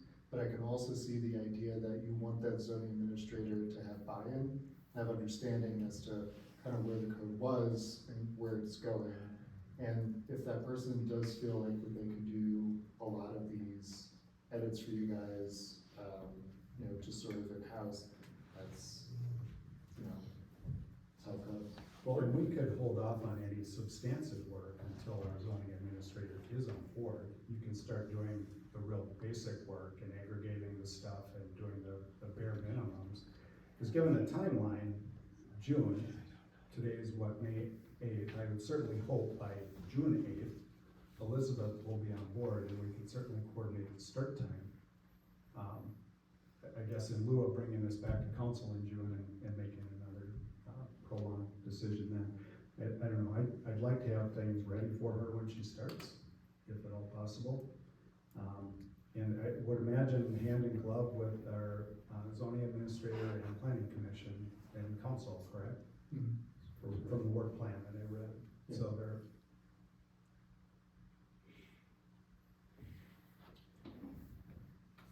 I think it's money well spent to at least get them the green light to know that they can start work, and as soon as Elizabeth is on board, she can engage herself with it. So like task 1 and task 2, you're just putting everything back together and making sure that there's any amendments they're listed. So we're talking that is through July. I mean, if it takes that long, I mean, for what this says. So I mean, if we hire somebody, we approve this, we're only getting billed, are you billing us through each task, or is it upfront, we're paying the whole thing? Because if we pay the whole thing and then all of a sudden Elizabeth says, well, I can do most of this, then I'm just trying to think. You got me battling my own head right now, so I'm just trying to figure out like how this is working, what she's gonna walk into. I mean, obviously we walked into 3 binders and we didn't know what's what. And so you guys are looking at putting it all together right now with the right amendments. And then when our new hire is up to date, she can start working with you guys on it. Yeah, you know, if that's the kind of, you know, model or timeline that you wanna work with, you know, that's absolutely fine. So, I think, like you, I feel like I have my own battle in my head trying to figure out what's the right way to go about it. I guess in terms of, how it works in terms of the different steps in billing, how I understand it is that I think that that's a monthly thing. Okay. So I'm also getting a little bit over my head. No, that's fine. Just because. So you're a bad salesman and you're playing account. I'm a horrible accountant. But you're honest.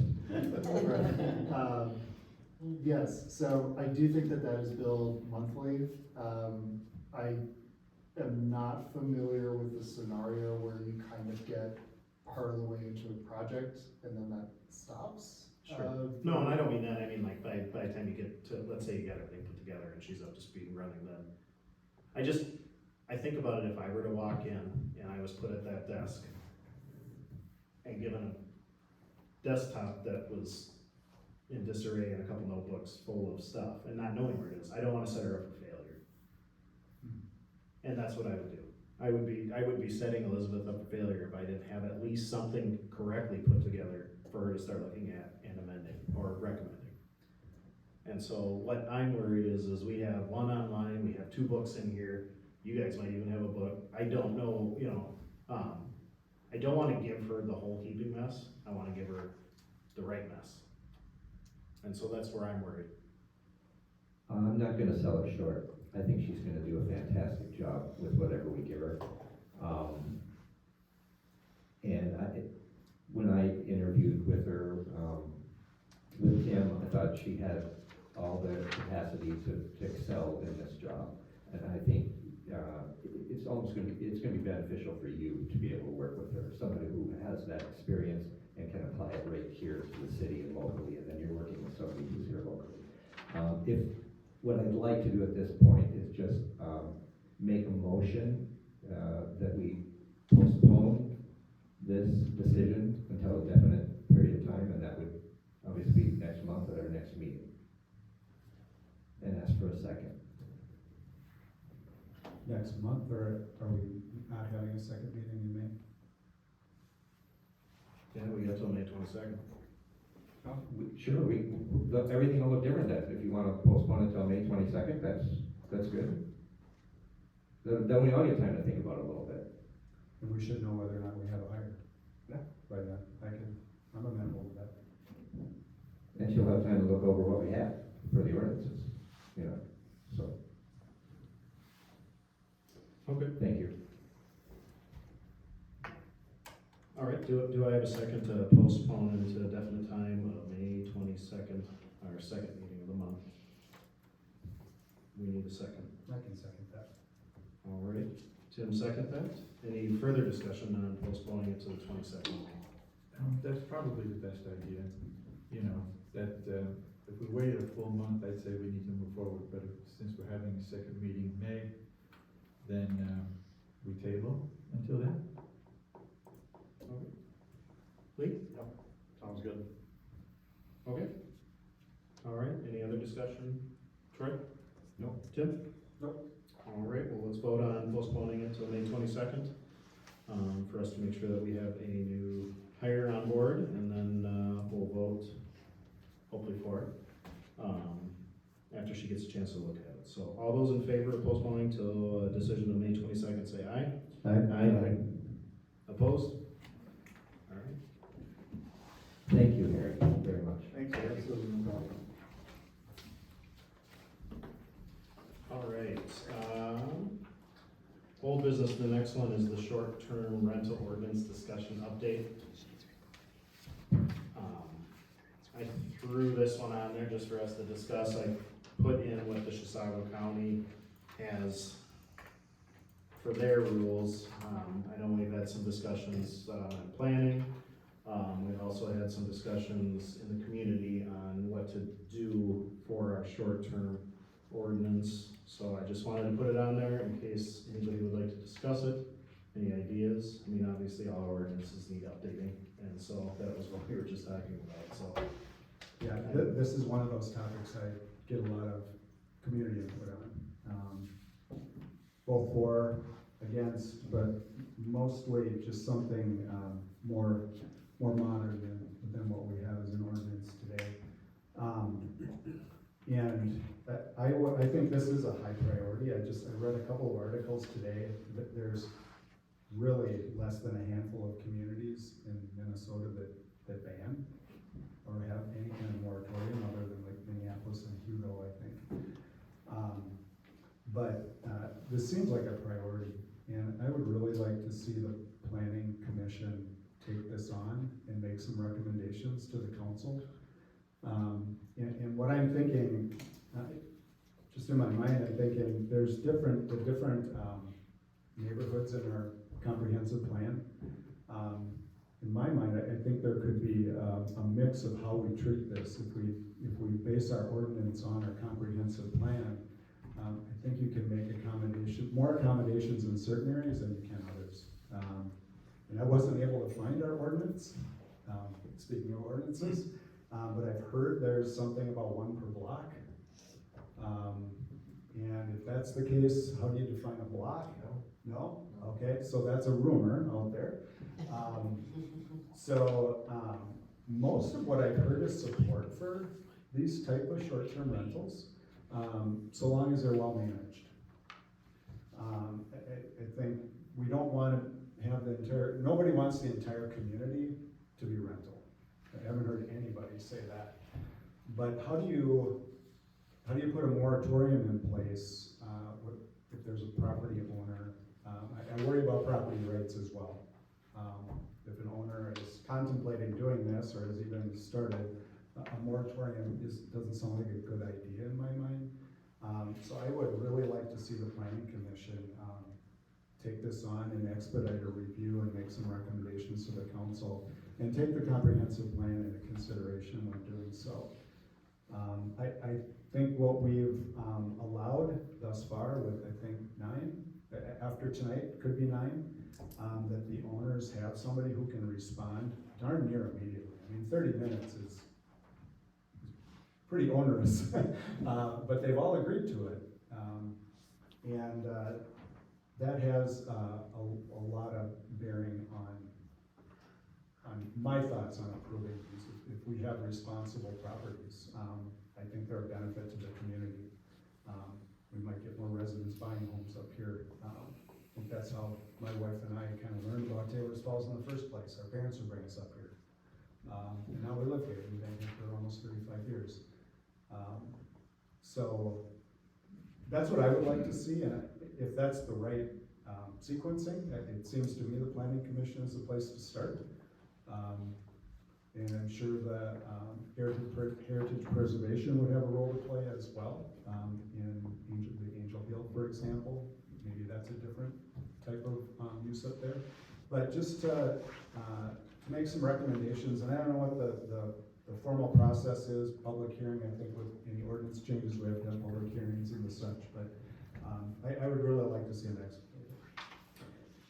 Yeah, I would go, second, I don't know if that's a motion yet, but, I think we should send it to the planning commission, this document right here, and ask for some feedback and some short-term rental, updates, as well as, Heritage Preservation Commission. I think they should see it as well. The one thing that, I guess, coming to me with all of this is that, you know, there's a balance between property rights and property responsibilities. If we let property rights run unfettered at all, then we're all gonna be a little discouraged with our neighborhoods and our neighbors and our community in general. That's where these zoning ordinances come in. That's the buffer, that's the responsibility part. And that's why they're so important. So, where I'm not ready to spend $7,000 right now tonight, they are very important. I am so grateful that we've brought them out, that we have a zoning administrator coming on with enthusiasm to look at them, and willing to make these site visits. But I think that's a very good idea. I think we should get this right now. That is one thing we can do now, is get it to the planning commission and heritage preservation and ask for some feedback, ask for some revisions, just to this one section of the zoning ordinance. We're only talking about short-term rentals. So, and thank you to the mayor for putting this in the packet tonight. So Harry, one of the things on the new business agenda is the conditional use permits for short-term rentals. What was your reference for putting together the recommendations and to the planning commission? Reference by mean, what experience am I drawing from in order to kind of make this, right, so, previously in another role, I was one of the planners for a city of about 80,000 that were experiencing they were reacting in a very similar way to short-term rentals within their community. And so I'd spent probably a year or two researching, developing, and putting together a set of short-term rental codes for that particular city. I've reviewed a number of conditional use permits, business licenses, everything for the short-term rentals. I've seen some bad, and I've also seen some good. So that's kind of what I'm using when I'm using kind of my frame of reference in order to kind of review these short-term rentals against your code and whether or not it's still meeting the intent. Okay. So our code, the city ordinance and the county. The city references the county. Yeah, I mean, I'm not administrating on behalf of the county. You know, they still need to go through a permit process with the county, and so I kind of leave that whole side of it to the county, but at least meeting the intent of Taylor's Falls ordinances for sure. If there's something that I can do in order to help facilitate between those, because you don't want them to get caught in a catch-22 between us, that sounds like really uncomfortable. So if there's some way that we can, you know, work with them on one particular thing, then that would be something that I would be amenable to, and through the planning commission, what sort of recommendations would they bring to you as well. So is it accurate to say that we can be more restrictive but not less restrictive than the county ordinance? You potentially could be more restrictive if you wanted to. We're asking for a 30-minute response time when the county is 3 hours. Right. So we can't be less restrictive than the county though. Sure. And of course, I'm not here to make policy, I am just trying to help the decision-making process. I can provide some legal, view in terms of how it seems like, some cities, some states, some legal rulings have sort of resulted in kind of a, what I would call a checkerboard of different ideas across different, district courts, I think district courts. So if I may. Okay, all right, so the whole idea of a short-term rental is that you are, or at least one where it is unoccupied by the owner, is that some district courts have looked at that and said, okay, that is one family, quote unquote family, even if it's a number of people that are unrelated, depending on how you view that definition of family, is one family unit occupying that residence at one point in time. And so some district courts have said that is still a residential use. That is a family coming in, even if it's a short time, and then leaving, and then potentially another family coming in, using that, and then leaving. There are some limitations to that. I do think that there is something to consider in terms of the aesthetics of the property. So that is something that as a city, you are entitled to say, no, we have a aesthetic appearance that we want the city to maintain. And so by changing the house in order to look more like, say, an apartment building, or to look anything other than a house, is something that you have the ability to do. I think noise as well, any sort of nuisances, that is something that you have within your power to restrict. It seems like many cities within Minnesota are kind of adopting either a conditional use permit, or it kind of seems almost like a dichotomy. It seems like either they have a process, like a conditional use permit where you're going through planning commission, potentially council, or they just don't regulate it, and they just let people kind of do what they're doing. So you have a lot of ability here to kind of decide how you want to do it. I think from an administration side, it is,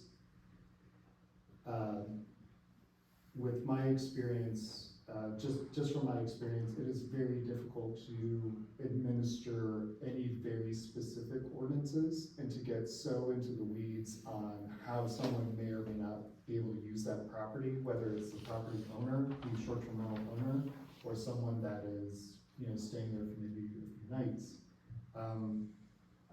It is very difficult to administrate that, and I'd be happy to expand on it. It's more of just when you are considering things that you might want to add in terms of a new zoning administrator coming in and sort of being able to use that code in a way where it's not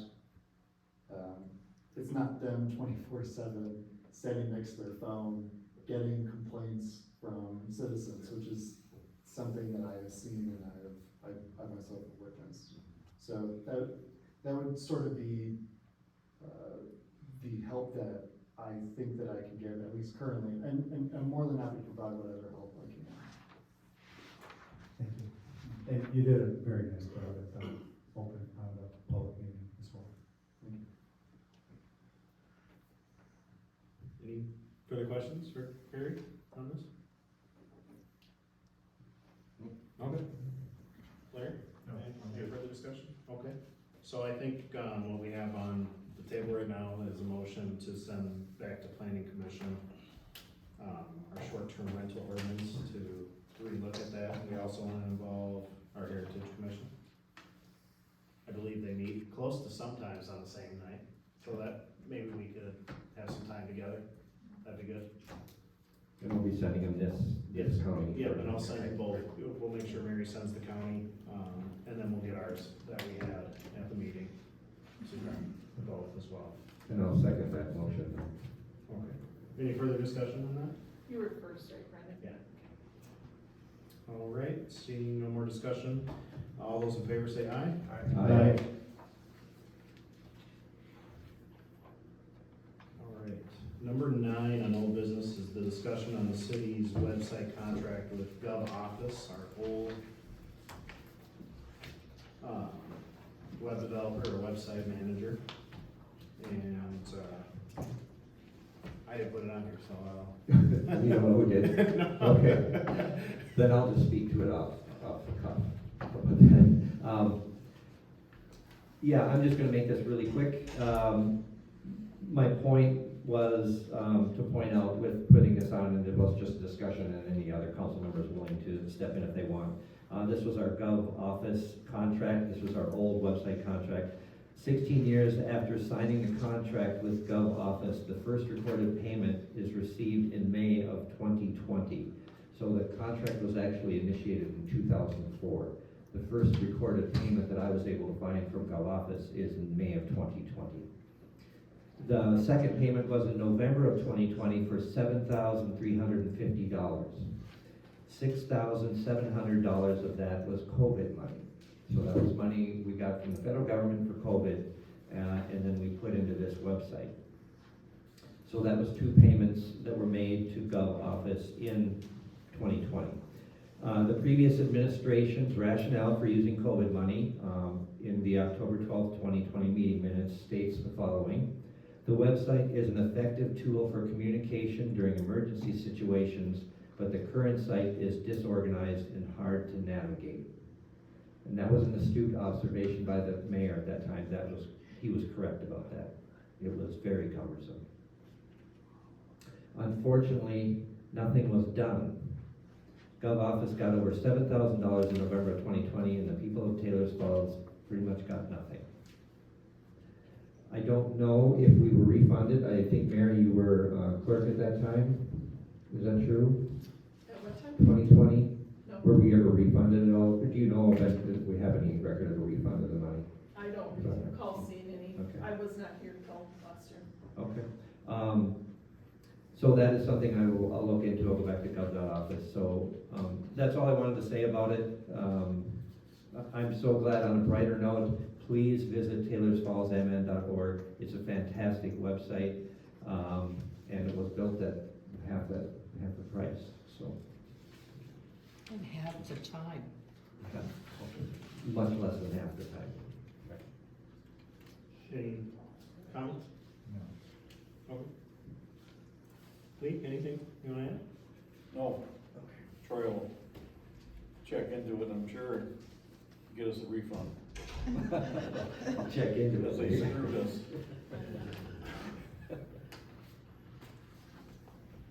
Oh, just a note too, I saw somebody was complaining that they still can't pay their water bill online.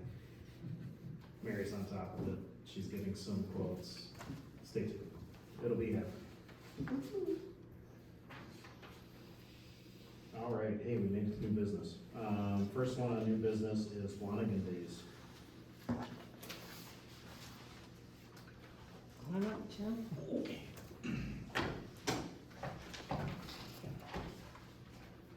Hello. So I'm not exactly sure, being new to the committee slash Alliance Club member, and working with Lynn Longnecker here and Sandra recently,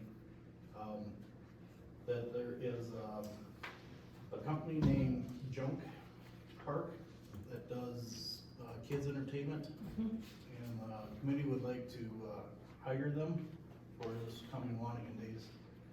And that costs $600, and so I don't know how the procedure is to get that out of the city, we have a Wanigan fund here, right? Yep. So, Yeah, we're holding all that, so basically there's three things that we're gonna move on here today, so we'll just have to motion and approve the $600, and then Mary will help get that check out to whoever needs to get that, junk park, I'm guessing, is the, so we'll find out. who made the check out. The charitable gambling has parameters on what you can use that money for. And one of the things is children's activities. Okay. So that's why we're asking for that. And I think there's $20,000 in the fund, so we're not depleting the fund. 600, In a matter of full disclosure, Junk Park is run by my stepdaughter, Faith Bindman, so I just want to let everybody know that. And I will certainly recuse myself if necessary. Last year, they had 150 kids. Kids loved it. They Yeah, they it flocked. was wonderful. Any questions? No, it's fun for the kids. It's a great addition to the Wanigan Days events. Lee? Yeah, no, it's be great for Wanigan Days. All right. Yeah, I'm excited. My kids loved it, so I'm all for it. Each year it's gotten better, so it's fun. It's exciting stuff. So thank you for putting that on. Thank you. Just so you guys know, Tim and his wife are going to be the ambassadors again this year, and he's promised not to have a heart attack. Brandon, I appreciate that. Yeah, had a little heat, a little sweat after that one. But that's okay. I got your bucket at my house. Oh, I'll get it back. Candy bucket? Yeah, it's still sitting there in my office, so I'll get it for you. All right, I'll drop it off at your house, thanks. so. And the other thing we'd like to say is, thank you for your,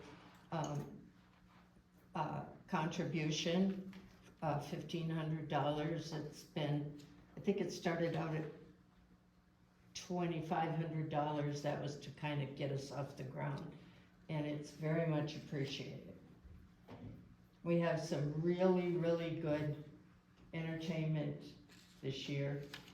We have, Austin Healy coming in for Friday night, and you can tell him the name of the band.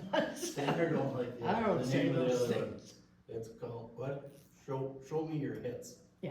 Saturday night. Mhm. So, All right. Well, we need a motion. I don't know if we need two though. Mary, do we need two for You the need a motion for, gambling permit to The pay gambling? for the kids? yes, Okay, and then Just, also for the fireworks, which is the third one on there. okay. One thing And I in the did see a motion, typo, it says Yeah. $60, it Yeah. should be 600. typo in the motion says 60 instead of 600. Okay, well, let's, I need a first motion to accept the gambling permit, Lions Club. What's the typo? I'm missing. It's on the bottom, moved, seconded. Oh, I see it. It should be 600. Yes. Okay, thank you.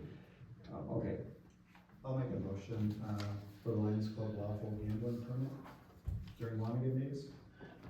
Do I have a second? Second? All those in favor? Aye. All right, now I need a motion for fireworks.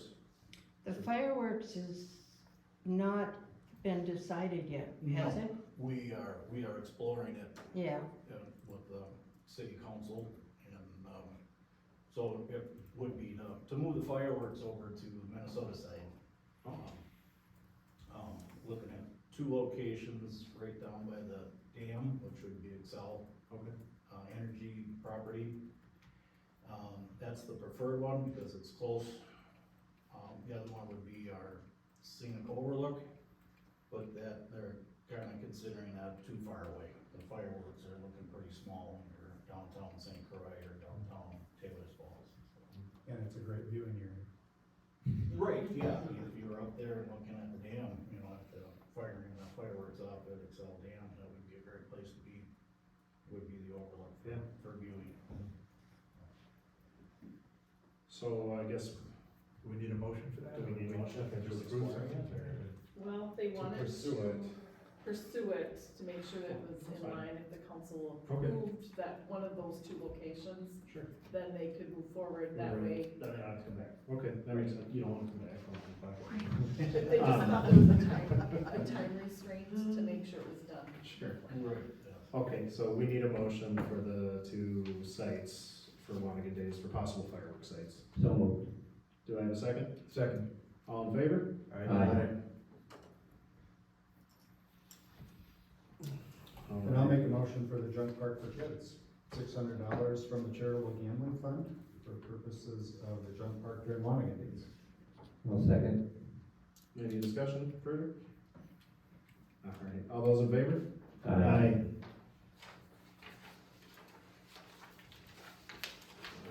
Thank you, Tim. Thank you. Thanks, Tim.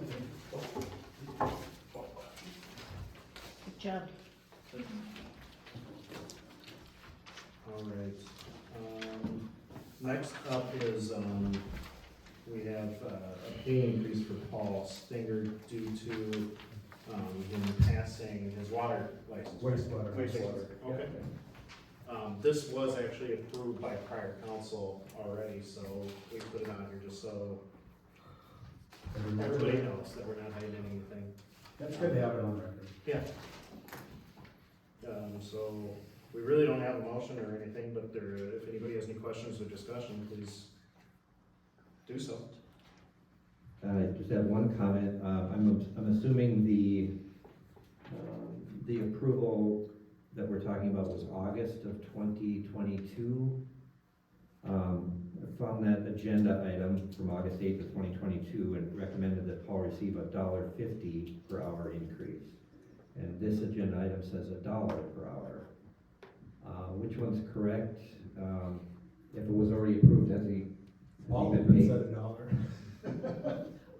I will verify, I did put it in the budget notes, That, so, but does it say there, it was contingent on his passing the wastewater It is test? recommended that Paul receive $1.50 per hour increase in pay for his accomplishment. It says water license acquisition, this is completely separate. That could have been That's different. Got it. community water Okay, license. That was his regular. there were water. two different ones. Yeah. okay. So when was he approved for this one? It was the same timeframe, Okay, so, when he was going to get those, when he passed it. I did put in the budget, oh, okay, so I so will this is, verify I see. I which gotcha. one it is. Makes that- sense. So but- now that he has passed it, it's $1 more. Yes, Got it. Thank you. and that would be effective, the pay period, first day of the following pay period from when he was granted his license. Correct, so I believe this pay period, that will be paid out will be, Okay. so on his next check. Okay. Sandra, do you approve that? Paul's raise? I would guess you would. Okay. Any further questions on the increase? No, I would just echo what Sandra had said earlier. He really did a nice job in the midst of a lot of chaos and, All the snow. yes. All right. Well, way to go, Paul. You deserve it for sure, so. Let's move on, to 661 River Street, the CUP approval for short-term rental. Just a suggestion, and I'm glad we have the attorney here. Is it possible for us to just, well, when we vote on these, to put them all together? Sure. Vote all at one time? I thought they had to be separate. They do. Is that correct? Okay. Thank you. Well, in your packet, Harry provided us with the reports from the planning commission. To save discussion, I guess I could say that the planning commission was for all three properties. So, we need a motion and a second, and then we can go in discussion for the first property, 661 River Street. I'll make the motion. I'll second. All right, having a second, now we can discuss 661 River Street and the approval of their short-term rental, CUP. Is there any questions? Yeah, I just have one, trying to find the note I made, but it seems to me that the first one, 661 River Street, was missing the requirement for a 30-minute response. The other two had that. I know we talked about that at the public hearing, but I didn't notice it for 661. And maybe I just missed it, but I thought I went through it twice and I didn't see it anywhere. And I think we need to be consistent if it's not included in that. Mr. Mayor. Yes, please, yeah. I wasn't at this one, I was at the other two, so I was out of town on this one, so. Yes. So based off of the minutes that Michelle and I took, and just sort of understanding the motion that I think was done twice, just to make sure that we had it correctly, is that there was no mention of that 30-minute requirement for this particular conditional use permit. However, that is something that if you want to be consistent across all three of them, you can certainly amend. That would be my recommendation. I think we should either include it in this one or strip it out of the other two. And I wouldn't be On for their, stripping it. on their letter that they put with, there it says that,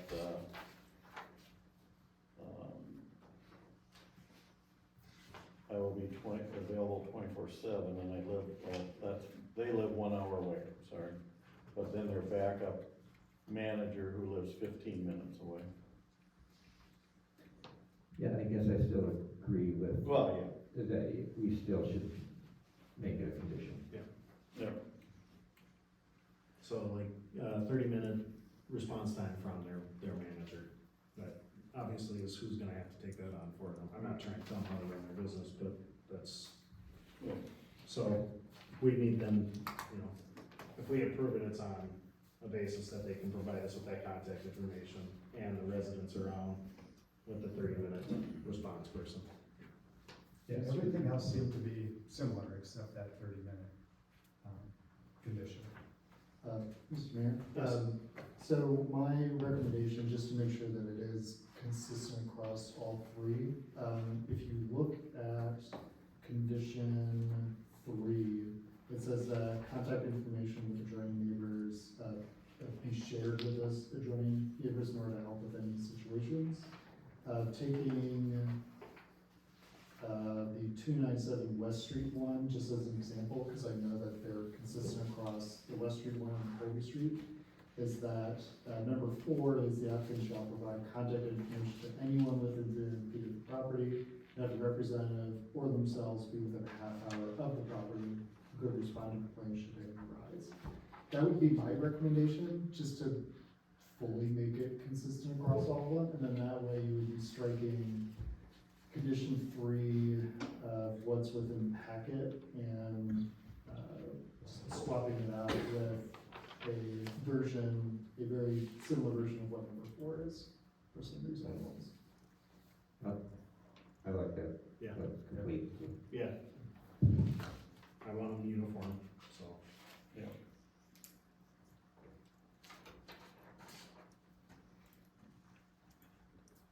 That was the only issue I saw in this one. Larry, No, what Harry said. come on, repeat it. Just kidding. Lee, questions on this? No. Discussion? Okay. I'm not gonna try to attempt it either, so let's, we need a motion to approve 661 River Street's, CUP for adding, amending 3, the number 3 in the agreement. I'll make that motion. I'll second. There was already a motion, so you, No, I was just trying to repeat it, just so we have it all. okay, but, Okay, I'll second. All right, we already had a second. Okay. Yeah, so the motion would be to amend the motion that was on the table. okay. So we need to amend the current motion of approving 661 River Street CUP per amending the change on response time, contingent? Yes, Okay. and then you would have to do a motion on the amendment. Okay. Did you So get that? well, okay, So the motion was on the table, can either be withdrawn or yeah, can be let's see, amended. who was it? Larry and Troy. Okay. Who made the motion? So Larry could amend it to include Or you could just back out and then I could re-go back in. however you want to do it, Ask me to remember what Harry said. or, I'm gonna retract my motion Okay. and then we can and then go back. remake the motion.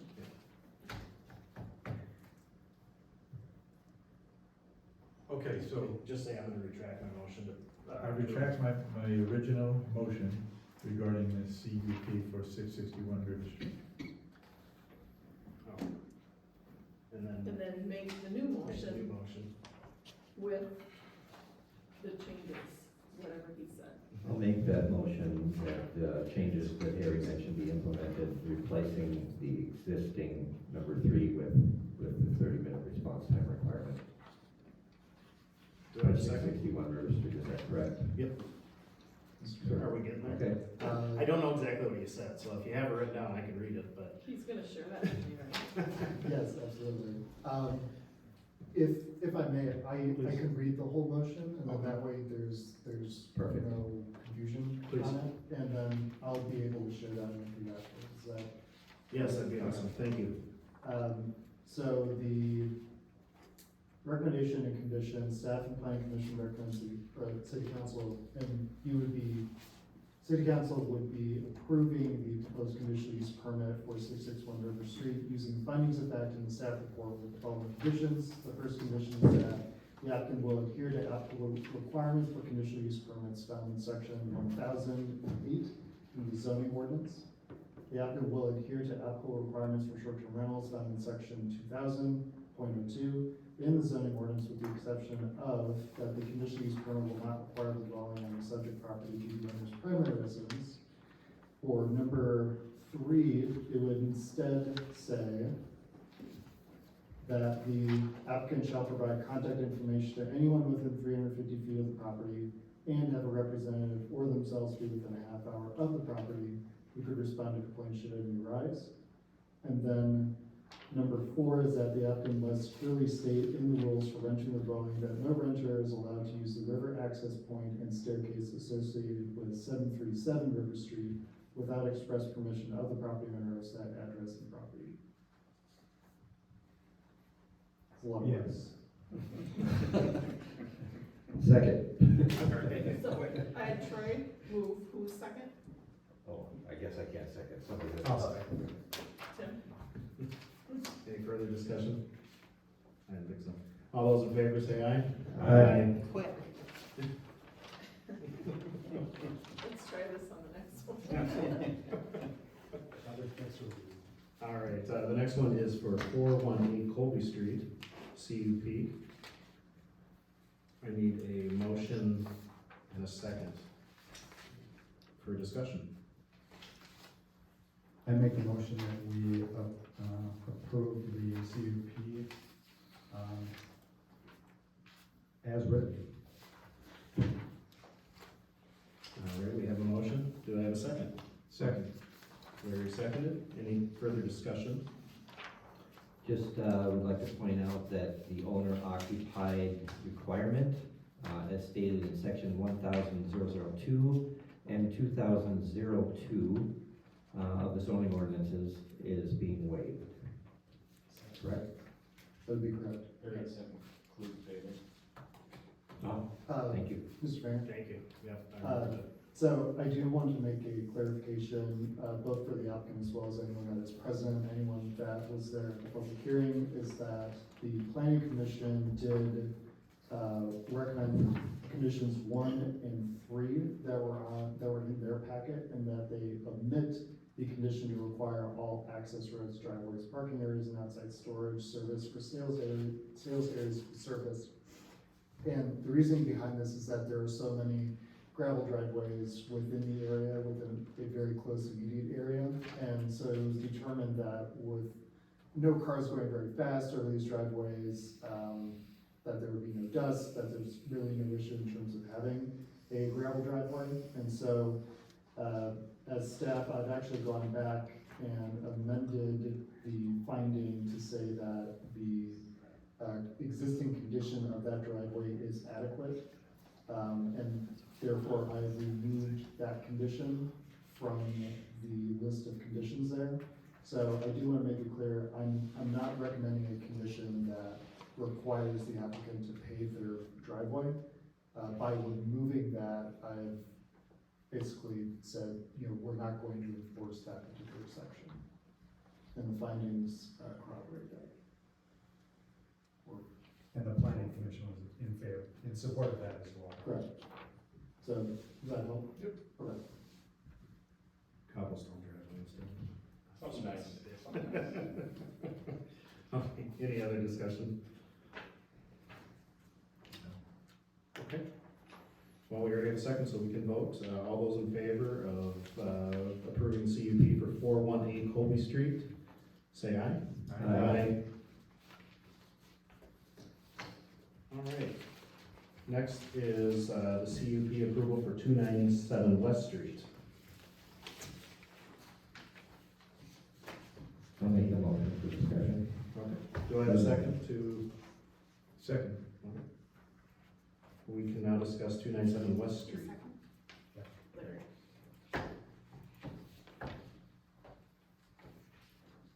I mean, I was at the planning meeting, it seemed very uniform, I mean, it's apparent that we have adjustments we need to make with our ordinance, but, again, it was brought up, this individual was very close to the house, not even 30 minutes.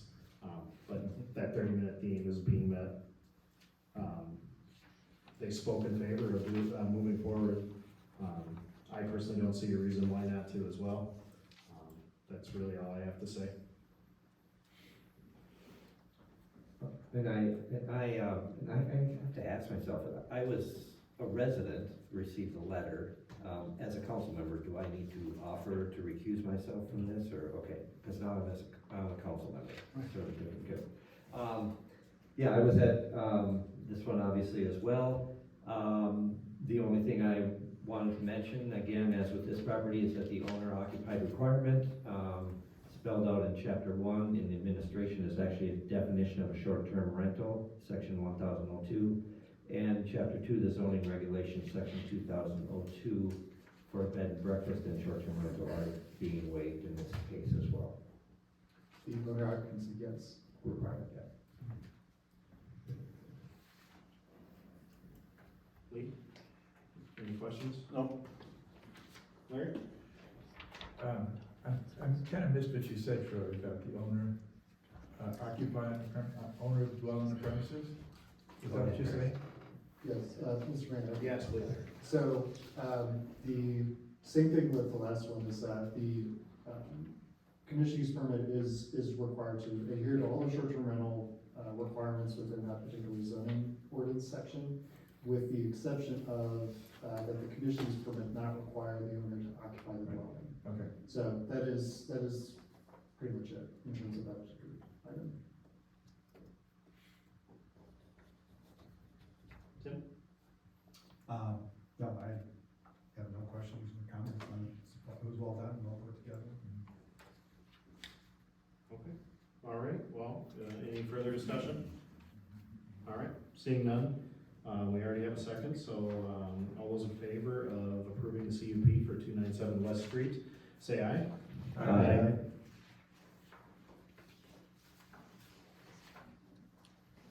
All right, next up is the revising, community center rental application and rental policy to remove law enforcement requirement. Right, and I can take this over, both the mayor and I met with law enforcement. Sooner or later, the sheriff's department will no longer be available to be at the community center if alcohol is served anyway. So whoever is there, or whoever's renting it is gonna have to find somebody else. They have, the sheriff explained, and the captain, a couple reasons for this. One is they're having staffing issues right now, and they just can't do it. The other reason is basically common sense. You're pulling a squad off the beat, and the staff is already getting shorter. It's not a good use of their time. And they're not mobile. So wherever they have to get to in a short period of time, they have to get into their car and essentially breaking the contract. So what, city staff has done, I think Michelle helped me with this, she revised this, our rental agreement. This is the second time she's done it in this many months. But basically what it does is it just takes out the requirement that anybody renting the community center and serving alcohol has to have law enforcement present. That's basically what it's doing. That's it. You know, in the past, the law enforcement has always been an off-duty police officer. And they, I recall that they all want to take a position like this when they're off duty, not pulling anybody off of patrol, because it's extra money, and a lot of times it's a free meal for them. So And I also am concerned about, public safety of not having a police officer present. Because it's all well and good until it happens. You know, you don't know if somebody's gonna drive off and hit somebody, get in a wreck, or be, when they shouldn't be driving. And I hate to bring this up, but, you know, the nature of our country these days, public gatherings are vulnerable to all kinds of mayhem. So I would oppose removing a police officer off duty from being present at the community center if alcohol is being served. Yeah, I think there are ways to handle it. I'm just really nervous about, no guardrails regarding alcohol at a city facility. I know, wedding destinations, for example, will require if there's alcohol to be served, it be by a licensed provider. The caterer brings the liquor license with them. The bartenders there, they deal with it every day anyway. I could see something like that, but I was surprised to hear that the sheriff's department is pulling deputies off the road and off the streets to staff this. It's just very uncommon.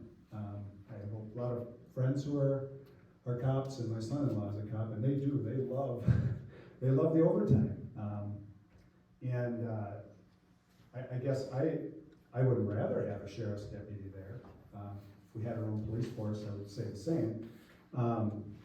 And leave the staffing up to the sheriff's department. I would not require it to be an on-duty officer. Right. And if they can't staff it, no alcohol could be served. I guess the default could be if they hired then a licensed liquor license holder. I would see one or the other, or no alcohol. I guess those are three options in my mind. Just leaving it open, you can have alcohol, but there's no supervision required. I just think that's a bad idea. I did want to point out too, in the packet was an email from LMC on this. I'm sure everybody got a chance to look at it.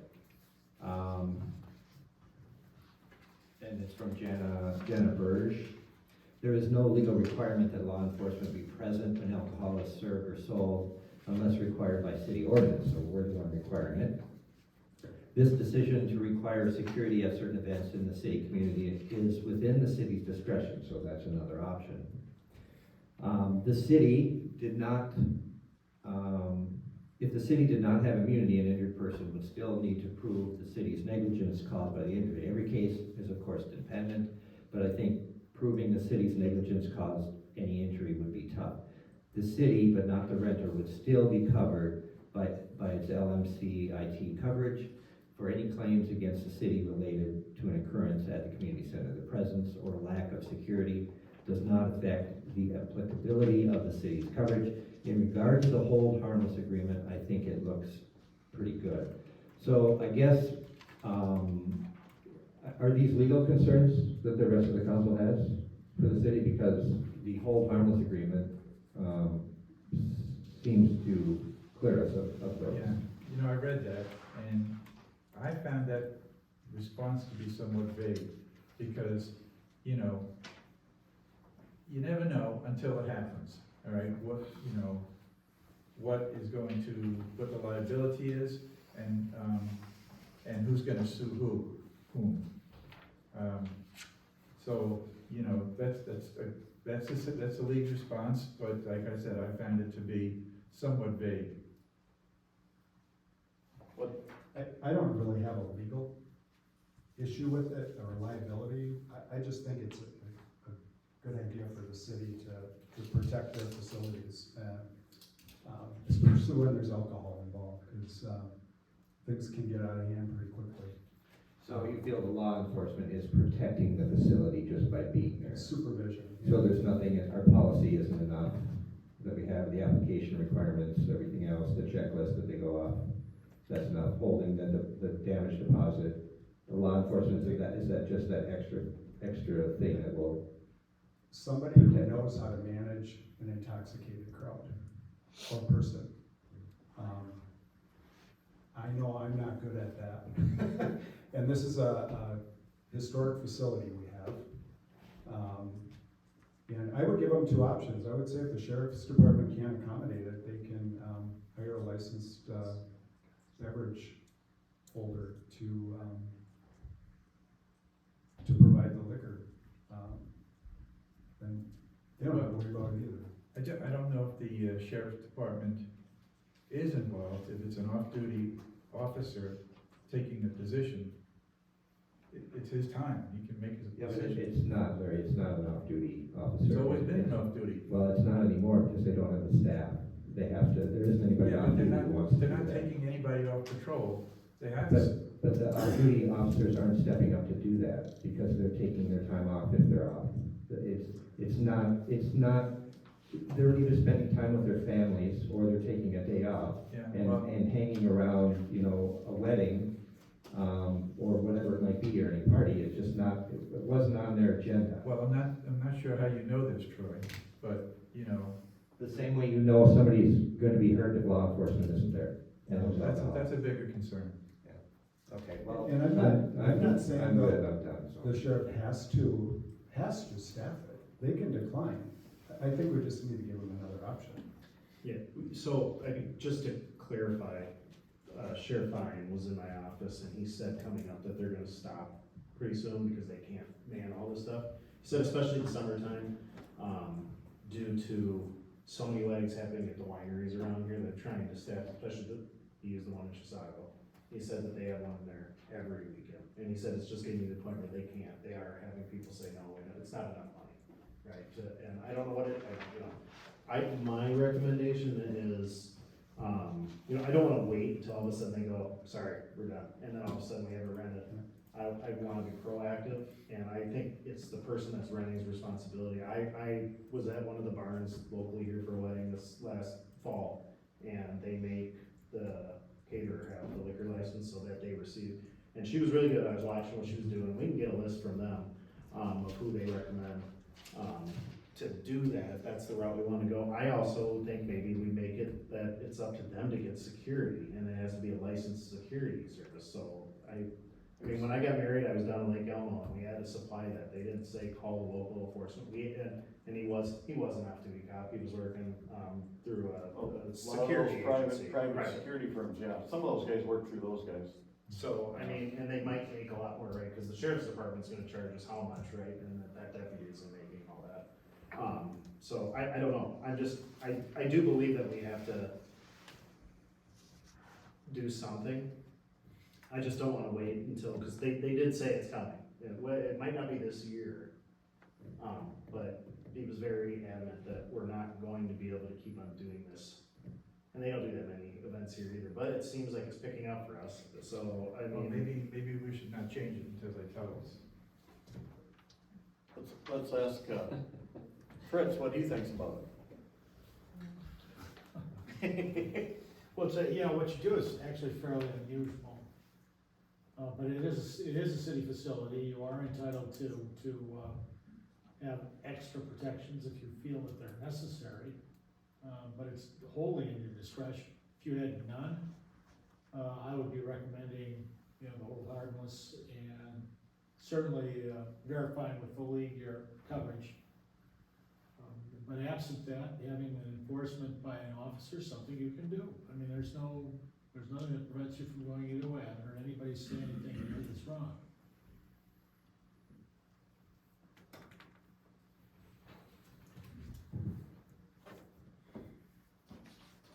Maybe we should look into, just getting a name of security firm that, if you have alcohol, here's the name of security firm. Well, you could do that, Lee. I think that's a good idea, but that would still be amending and changing. Well, yeah. Changing the, Correct. changing the current policies. Right. I'll just go on a limb and make a motion that we update the community center rental policy, to no longer require law enforcement for events when people rent it out. And ask for a second. Do we have a second to amend the policy to remove, law enforcement? Second. Okay, we have a second, we can discuss further on removal of law enforcement on the policy. I have no problem removing law enforcement if we have something already in place.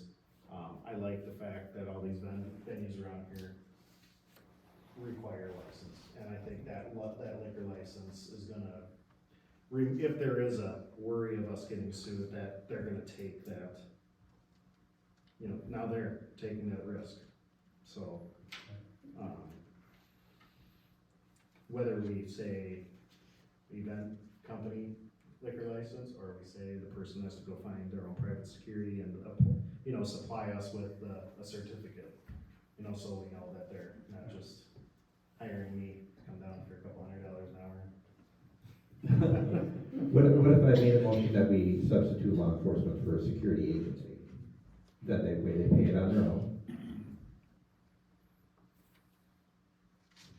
I'm opposed for all the same reasons. Okay.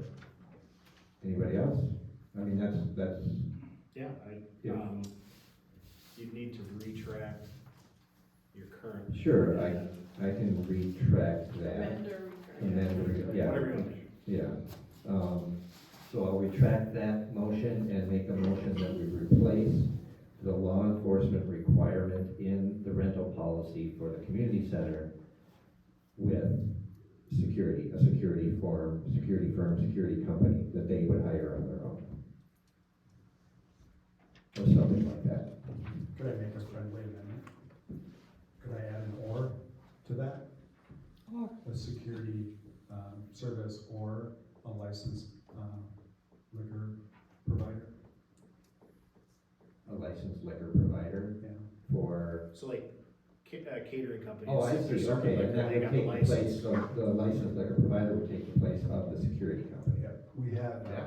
Log Cabin do my daughter's wedding out at, Maple Ridge out here. Yeah. And they brought the liquor license with them. They did a great job. And they actually know, they're bartenders, so they know when to quit serving. Yeah. Okay, so we have Okay. an amendment to the, adding security agency or liquor license by event company. You need a second on that. Okay. So do I have a second to replace the police officer with a security agency and or liquor license for, catering company? Event planner. Second. Okay. We have a second, any further discussion? Okay. All right, we will vote now, all those in favor of, striking out the sheriff's department and replacing with the security agency or liquor license holding event firm, say aye. Aye. All opposed? Opposed?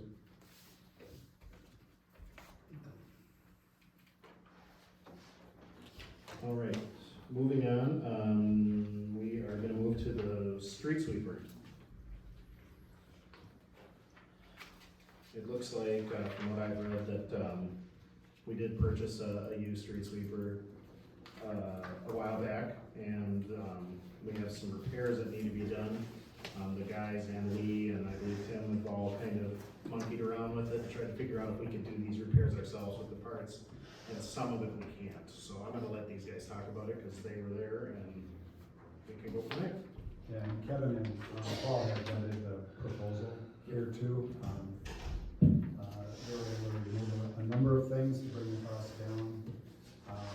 We do have a sweeper repair budget. Unfortunately, it's only $1,000. There's zero year-to-date expenditures. But there's also repair and maintenance to machinery and equipment line item as well, and there's $5,000 in that budget. Unfortunately, we've spent almost $22,000 on that, and I don't remember what it was for.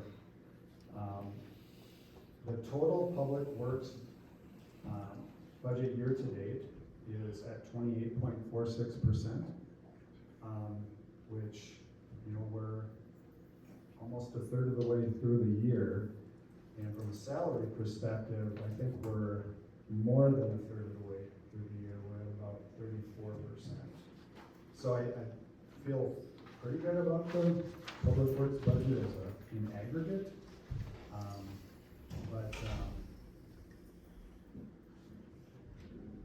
this is a tough one to do on our own correctly, I think. With two guys. So you're thinking you can cobble together the money from various pots that I think we can focus on, put it in the right spot and massage the rest of the budget and come up with the variances that we need to throughout the rest of the year. So, yeah, originally the bid started out at 7,000 something. And then, I had the guys pull the cover off the gearbox, and we looked at the gears and everything down in there and decided that it really only needed this one shaft and this other part. So that's how we got it down to 3,100. So. Well, we need a street sweeper, so I mean, it is what it is, it's. Yep. So that's the total bill, 3155? That's the price, that's the estimate, that's. If they found something more after they started digging into it, it's not included in here. Right. We don't anticipate that, but it's always a possibility. Right. I'm assuming that all those parts they have quickly, so we're not. Yeah, well, actually, some of the parts are out there, Okay. and, the one shaft, they said they have it on the shelf down there, so, and the seals they have, so. It should be done fairly quickly. Well, the city does need a big sweep up. There's sand on every. Oh, street. yeah, definitely. Yep. No, I'm, Maybe, the cleanup day, you can get the. brush Street and the sweeper brooms. might be like this. I'll make a motion to approve the street sweeper, repair. I'll second. okay. Any further discussion on the McLean equipment proposal? No. For the 3155? For the 3155. If we do get into that, we'll just have to reconvene if it gets worse. Okay, hearing no more discussion, all those in favor of the 3155 from McLean Equipment, say aye. Aye. All right, our next one is for the force main repair at 637 First Street. This is an emergency repair that's needed to be done. Besides reading what was written here, that's all I know about it, so I'm gonna let Lee or Tim talk to us what's going on. So just to clarify, we have not received an invoice from them. Or no estimate or nothing? No estimate. They, not that I've seen, they're waiting on the amount for the jetty last week.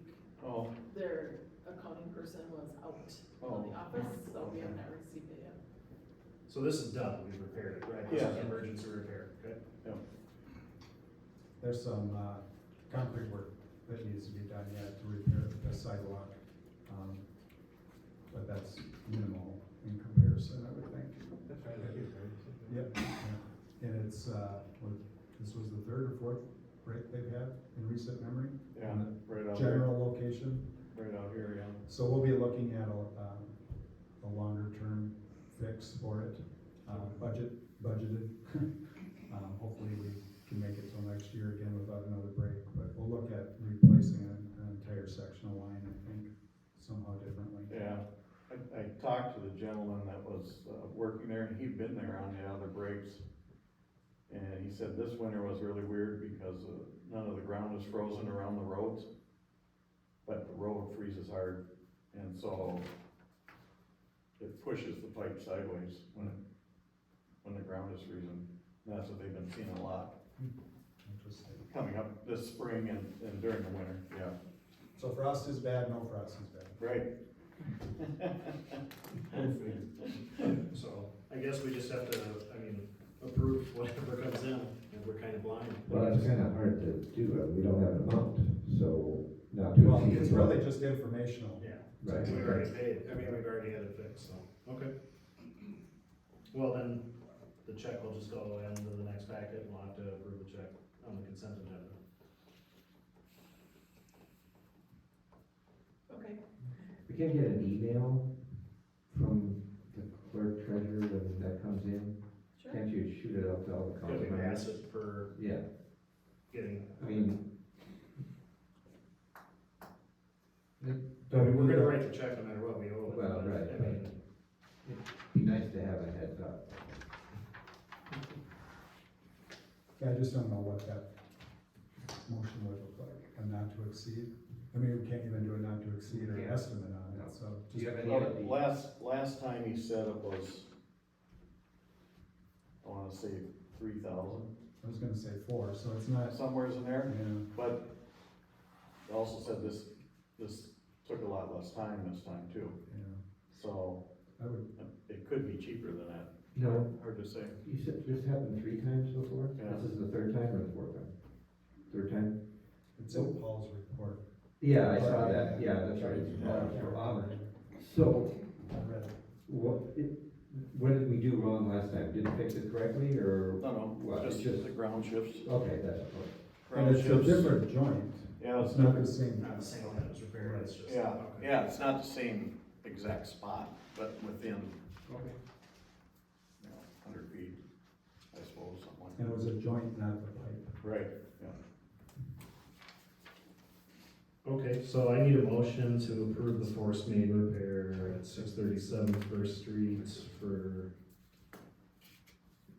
set bill for, Olson Sewer. I need a, Do you wanna do a not to exceed though? not to exceed an undetermined amount? Oh, I thought you were talking 4,000. well, no, that's what Let's I'll do say. that, let's, great. I would go not to exceed 5,000, Okay, just in Okay. case. okay. All right, so we need a motion to say we're approving the payment to Olson Sewer to not exceed 5,000. Do I have a motion? So moved. Second. All right, Who was the first, I'm sorry? Larry, and then Tim. Any other discussion?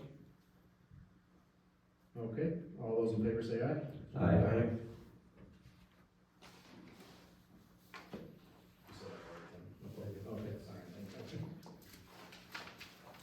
all right, on to our final, new business agenda would be the AppDev Financial Solutions Contract, and we also have to talk about pages 30, 31, and 32, so we gotta Sure, lump that in when together. it's my turn, I'll roll it all in the same, if that's okay. Okay, yep. So, I had, Mary, I'm the liaison, so, Mary approached me and said that we have some issues in our accounting. We're caught up and we're doing really well, but there's certain things that, she just needs, help or guidance from, things that she just doesn't know. And so she asked me if we could put this on, the agenda, and we put the contract in, we reached out, got what the hourly would be to get the help that is needed. It's not a everyday thing by any means. You can see one of the invoices in there was, a half hour, I think it was. But there's just certain things that she needs assistance, and so she asked me to put this on, and, we're trying to figure out the best way to approve these, so my thought process is, Mary can come to me and ask if it's okay if she calls, and gets help from Abdo, or she can wait for, there's a million options here. She can wait for council approval, per need, or we can vote no. But she does need help. I don't want us to go back to, get to the end of the year and have to pay a bunch of money just to get caught up, if that's what's gonna happen. So that's where I'm at. That's what I know. I know Mary shared with me a few things that she was needing help with, reconciliation. End of the year, she'll need help. So those are what I remember. If I'm missing anything, Mary, you can chime in, but. No, and it's just an as-needed basis. So sometimes there are just certain things that come up that I need direction on how you code it, how you move it around, what do you need to do. And as you see, the April invoice was the least amount of all of the ones prior. So that kind of shows me I'm on the right track. However, I might need a 15-minute conversation with somebody. So, since I did this, I'll make the motion. I move to approve the contract extension, as a needed basis per approval by, the liaison for Abdo Financial Solutions. Do I have a second? Second. All right, we can open it up for discussion now.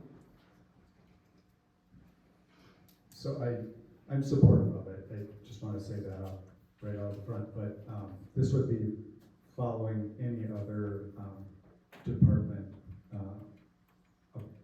approval requirements from a financial standpoint. I think there were 2,000. Would this be like that? Wouldn't exceed 2,000 a month? We can make it whatever you want. I mean, they have an hourly listed right now and that's it. So, you know, that's open for discussion. I put it on there to work as a team to figure this out, so. Are they available as needed without the contract?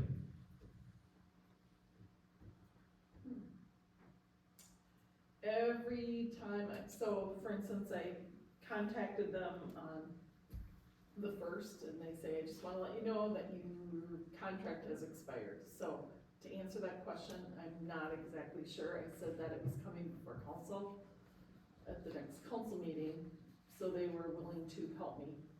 Otherwise, I would not have been able to reconcile the bank statement. And you would not have seen your fund balances. So Troy, if I understand your question correctly, is, many contracts, you get a discounted hourly rate. Are we getting a discounted hourly rate or a priority call response, those sorts of things? In lieu of, we're not a customer of yours under contract, will they even help us anymore? I don't know the answer to that either. If I can, this kind of leads into it, the question I had about before we pay these Abdo invoices that we pulled up. Now Mary said this one was $168.75. Last month we paid Abdo and Abdo Financial Services $7,275. If you would, on page 7 of the packet, this is page 1 of the expenditure budget report. If you could just dig that out, I'd appreciate it, just so we can go over it.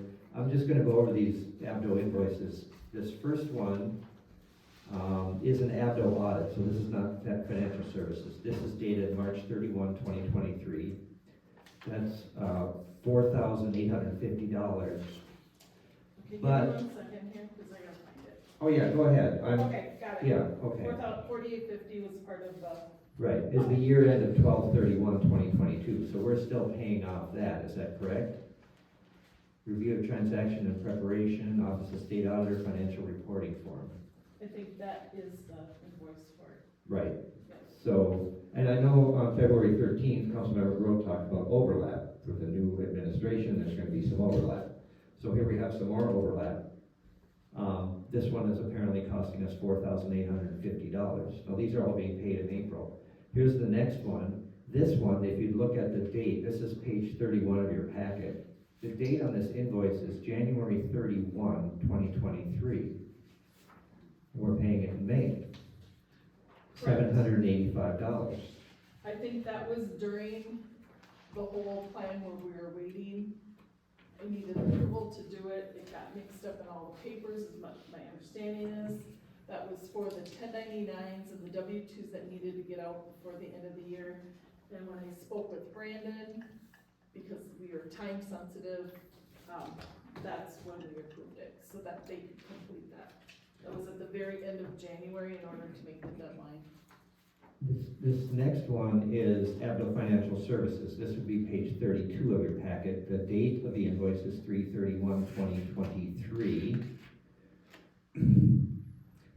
This one, we're being charged $838. Brad Felsteck makes $419 an hour. He's charging us for 2 hours.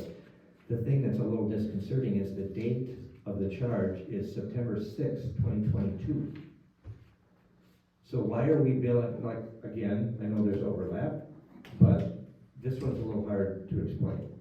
This is September 6th, 2022. And like I said, Brad is making $838. And the other thing that's a little curious there is Brad works for Avdo LLC.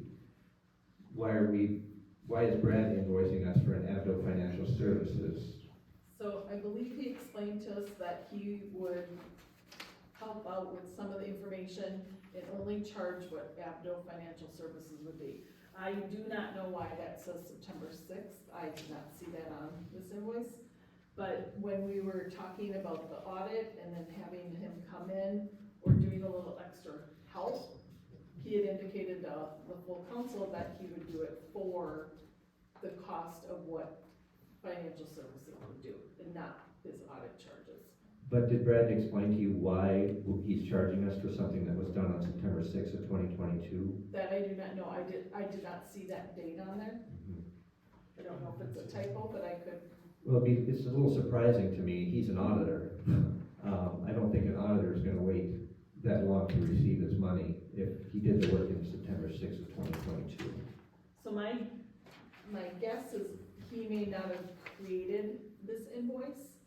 I don't know if there was a typo, but I can check into that and see what's going on. I don't know what that is. Okay, then I am gonna suggest that we do not pay these invoices until we get these questions answered, certainly on this one, the 1640.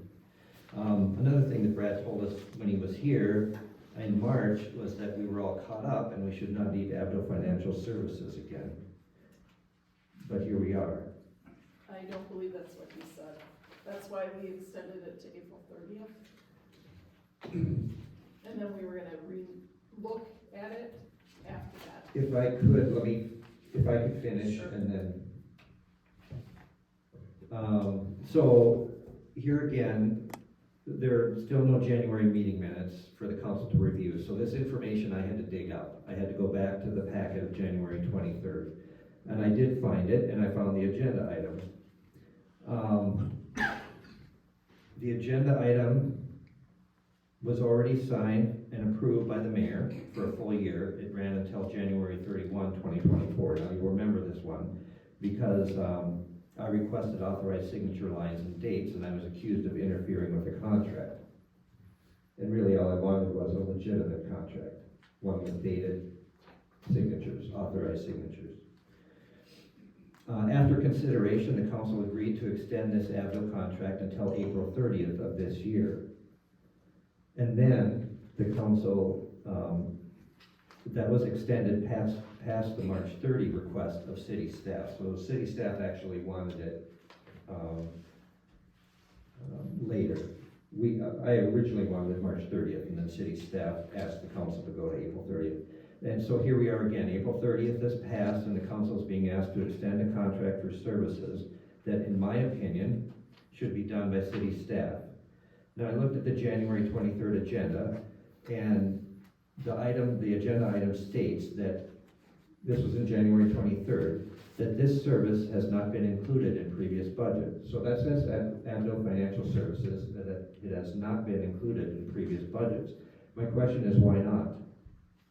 Is it because the service was never needed before? Why do we need it now? Avdo has helped process 1099 and W-2s on January 31, that were due on January 31. My question again is why? Isn't this a city staff responsibility? If not, why not? In January of 2023, another from the agenda item, it says, due to the urgency of getting these documents out, Mayor Weiberg approved the contract for the year to January 31, 2024. My question is, why was it urgent? Why couldn't we wait for a contract with proper authorization, dated signatures, and approval by the council? I requested a contract with dated signatures. I did not interfere with the contract. I did, however, request that proper procedure be followed. And then there's this statement from the 2024 agenda item, or the January 23rd agenda item. Council members, please take note to address this with the 2024 budgeting. The council is being put on notice by city staff to make sure this service is included in the 2024 budget. The council is being put on notice by city staff to make sure that this is going to be needed in the future. Again, I ask the question, why hasn't this Abdo Financial Services appeared in previous budgets? Why is it that Abdo Financial Services is so urgent on January 2023? What's the rush? And why is it so important that Abdo Financial Services be included in future budgets? Why are we paying an outside firm to do something the taxpayers are already paying city staff to do? As of tonight, we now have 3 city staff employees. Isn't there at least one of them that can do this work? I asked you to go to page 7 of the packet. That's page 1 of the expenditure budget report, and I'd like to have you just take a look at something there. If you'll go down, What page of the packet? it would be page 7 of the packet. And it's page 1 of the expenditure budget report, so it's right there at the beginning, it's the first page. Go down to Department Description, Auditing Services. You'll see a line that says 41, 50, 40, 540, 301, Auditing and Accounting Services. If you look at that line, you'll see that we have spent $26,693 of the $18,600 we have budgeted. I'll repeat that again. We have spent $26,693 of the $18,600 we budgeted. As of tonight, our auditing and accounting services budget balance is negative $8,093.50.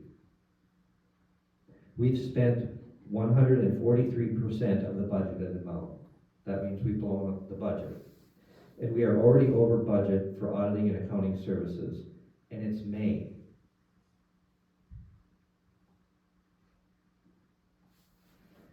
Abdo Financial Services is to be used at the council's discretion, not the discretion of city staff. I think it's time to stop the excessive spending on accounting services. I will be opposed to extending this contract with Abdo Financial Services. And that's all I've got to say. Thank you. Thank you, George. Lee, do you have anything you'd like to say?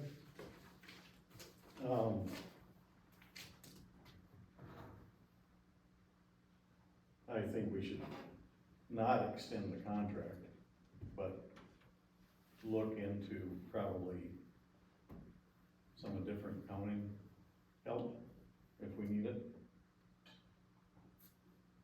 But I don't think we should sign another contract with these guys.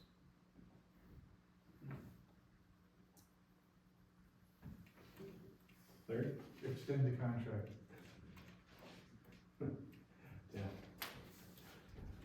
I'm trying to think back to what we had discussed at previous meetings, and it's my recollection, right or wrong, that one of the reasons we're so far over budget is because the cleanup work from 2022. That wasn't budgeted. That was my recollection anyway. The audit services was budgeted for. Unknown expenses were not. I wouldn't anticipate that this is gonna be what we're gonna spend in 2024. I'd be disappointed if it were. And I actually would encourage our city staff to let us know if there's something that should be budgeted or considered to be budgeted in any budget year. It's our prerogative whether or not we listen to them or not. And I think, Troy, your use of the word directed by city staff is rather pejorative. It's like Mary's telling us what to do. She's simply acknowledging the fact that we need to consider what we budget for in 2024. And I, for one, appreciate that. I appreciate if Kevin lets Leah and I know what we should be budgeting for in 2024. Anyone on the council who has an item for Public Works, please let us know. I think I'd be disappointed if our staff did not keep us informed on what we should consider in our budgeting process. As far as extending the contract,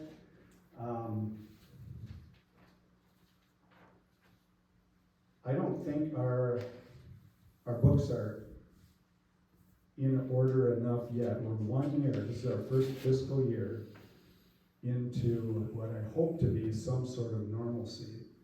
And getting a new firm in now for 2024, for example, I think would be a huge, huge mistake. It's not something that you can just flip a switch. It's not getting somebody new to cut your grass. We're talking about very skilled professionals who have a lot of history with our city, and I would not be for that. Timing wise, I don't know, I'd have to know more. I don't have enough information to say we should or shouldn't right now today, because I don't know what the ramifications of saying no would be. Are we gonna lose support altogether? I doubt they'd do that. They wanna maintain a good relationship with us, I'm sure, but Troy, I think you bring up some legitimate points. I just wish there were some more documentation to go along with it, because I wasn't here last year. Lee wasn't here last year, Brandon wasn't here last year. I'd have to rely on Larry and yourself for the 2 years prior. I don't know what was budgeted for auditing services. I have no idea. Not a clue. Yeah. So, if anything, I'd like to see some historical invoice reports for Abdo and Abdo Financial Services. It'd be nice if we had some minutes. So if we do extend the contract, which I'm recommending that we do, it's just on an as-needed basis, right? We're not being charged a monthly fee to extend the contract. It's just, when Mary needs assistance with getting the office up to speed the way it should be, that's what it's for. Yeah, I mean, well, and she's gonna, I guess what I'm looking for is just But she's her to come to me Yeah, first she's not and gonna say, this say- is what I need, and then exactly. figure She's it not out. gonna go what we rogue need on it. to She's have. gonna make recommendations to the council for what she needs. And I trust Mary on this one because, she is the clerk treasurer with tremendous experience, and she's not hiding anything.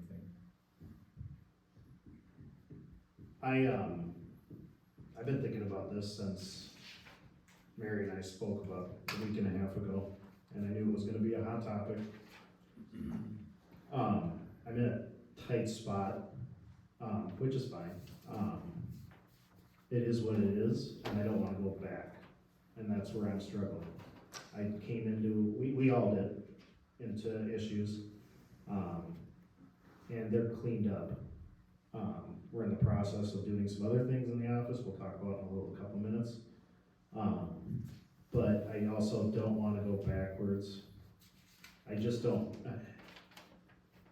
I did reach out to the league today, and obviously it wasn't quick enough to get back, I haven't looked at my email, but, they gave me an audit company that they list.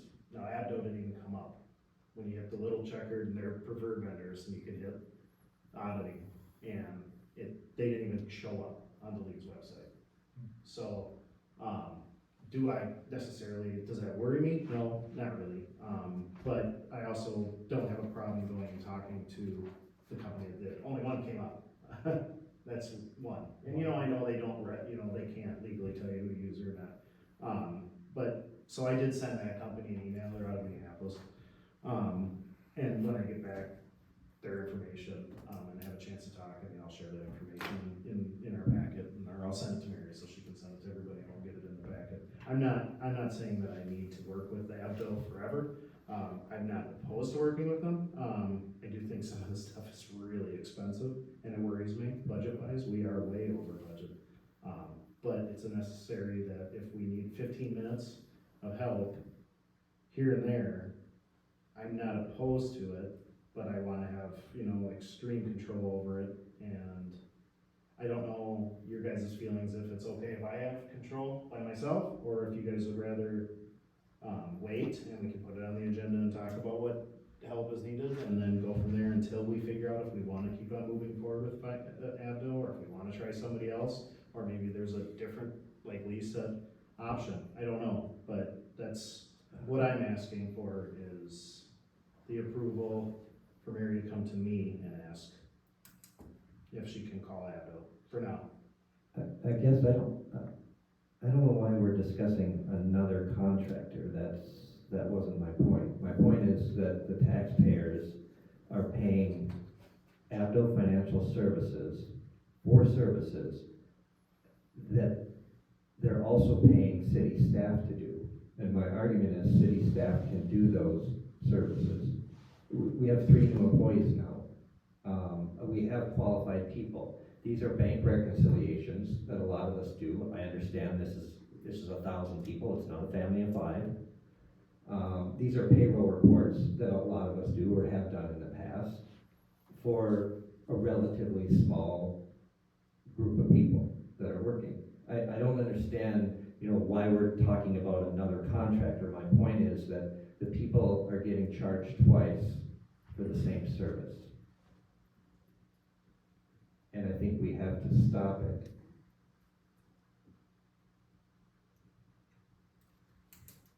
I can imagine there are unique circumstances where something comes up that needs a professional who works with this every day in and day out with, I mean, it's their career.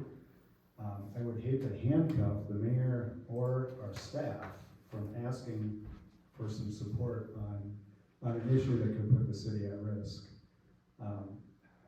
Whether or not city staff should be able to do this, I don't know. I don't know the individual circumstances for the phone calls, the request for assistance. Ideally, yeah, we'd be able to do almost everything in-house, but I'm not naive enough to say that we're gonna be able to take care of 100% of every single financial issue that comes across the desk. I think that's terribly naive to even consider.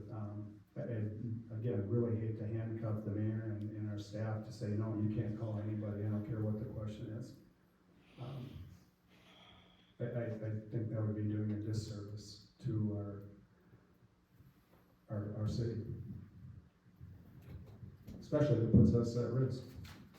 So, Mayor, I support, at least for now, and we can bring it up in the future again, but I would support your discretion on whether or not our staff needs support of an Abdo or similar. Mary, I know it's getting late, I don't wanna put you on the spot, but I do. I just, share with everybody what certain things you need help with that you can't do on your own. Because if I were just to watch TV and say, well, she's the treasurer, she should be the accountant and be able to do everything that we need. I mean, okay. But what do you need? You know, I mean, what are certain things that you need help with that you don't know how to do? I mean, it's okay, I don't know how to do a lot of stuff, and I'm never scared to say I need help, but, I just would like that shared if you feel you can. So with the accounting system between fund accounting, utility billing, and payroll, there's a lot of intricate parts that have to mesh together. If you're missing one of them, when you get to the end of the month, you may not balance. You may have balanced from the bank to what you've written, but the buckets aren't gonna be filled properly. So there could be an issue with even the payroll liabilities, because everything has to mesh together. All of your accounts need to be added up in total, all your receipts, all your payables, interest, things like that. And sometimes you get to the end and you don't know where to look. You don't know how it moves, what piece, if I put it in this way, where is it gonna affect the general accounts? If I put it in this way, is it gonna be a different direction? Those are the things I don't know until it shows up. A lot of the stuff at the beginning of the year was still created from previous year. I wasn't here, I didn't do that, I don't know why things were not budgeted. I jumped on board basically in August, your budget was already underway. If I would have noticed Abdo Solutions for 1099s and W-2s were not included in it, I would have said something. There were a couple things I did pick out and said, you need to add this because you're gonna be short, like Excel. You guys are looking at Excel prices from when they were very low. They have increased, so I said, up your budget for this. So the same thing, I looked at previous years and you did not have the 1099s and the W-2 with the previous clerk. Abdo Solutions did that for them. It wasn't budgeted, so you probably absorbed it through the general fund via some kind of a motion by council. I wasn't here. All I know is when I came on board and trying to get everything cleaned up, this is what was at hand. I've always come to the mayor, personnel, whoever, and asked, what do you want me to do? Previous council, same things. I didn't create it, but I did fix it, and I fixed it with help from people that know how to do it. And so if you take away my path to find out information how to do it correctly, I don't know what you want from me. If I don't know how to do it and I don't have the resource to go and get that information, you have a resource of an attorney who directs you on how to do certain things. I have a resource of Abdo Solutions that can help me. Banyan can't tell me what my budget and things do. They're not part of that. Abdo has been a part of the budget, whether it's the auditing service or showing me how all these things come together. So that is my resource to ask questions. And as you can see in April, that bill is very small compared to what it's been because I've been working very, very hard at getting everything cleaned up. So it's whether you want to take a tool away from me to help me fix something, whatever you want to do, that's completely up to council. I just bring forward what I need or would like. I let you make the decision. I do not demand that you make sure I do this and that and the other thing. It's just a tool. So that's up to you. It depends where you want the city to go from here. A different company, it's still the same thing. It's a tool. Thank you. Is there any other discussion?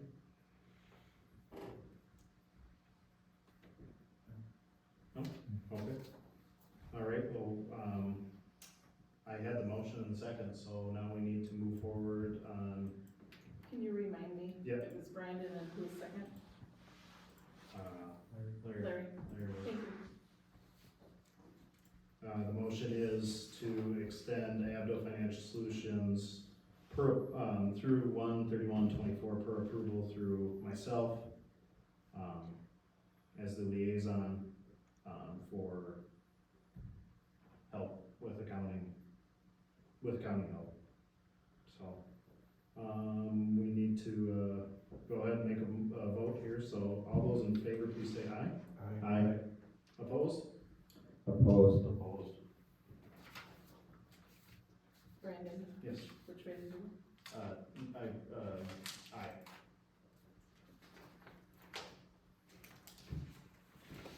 Okay, it's late, So motion carries. yeah, 3-2. I wanna just do a quick liaison report, as far as a meeting that we had with Fritz, Mary, Michelle, and Tim joined us as well. We are in the process, I had a rough draft of 2 new, job descriptions, and so we're looking at, hopefully, bringing Michelle or somebody else aboard, and then we're gonna split the treasurer, position away from the clerk position and have 2 people in the office. We haven't finalized the job description, so on our next council meeting, I'd like to have those, put put together for the public to see, and then we can have a discussion on those. That's what we've been up to inside the walls, as far as my liaison work goes, so. Any questions for me on that? That was a good discussion. Since we're gonna have it on the 22nd, I'll, Mary, go ahead and put it on the agenda for the 22nd for discussion. So, okay. Any reports, anybody wanna? No? No, Paul's report was in here, or Kevin's report was in here, so. Okay, well, I need a motion to adjourn. Do I have a second? Second. Okay. All those in favor? Aye.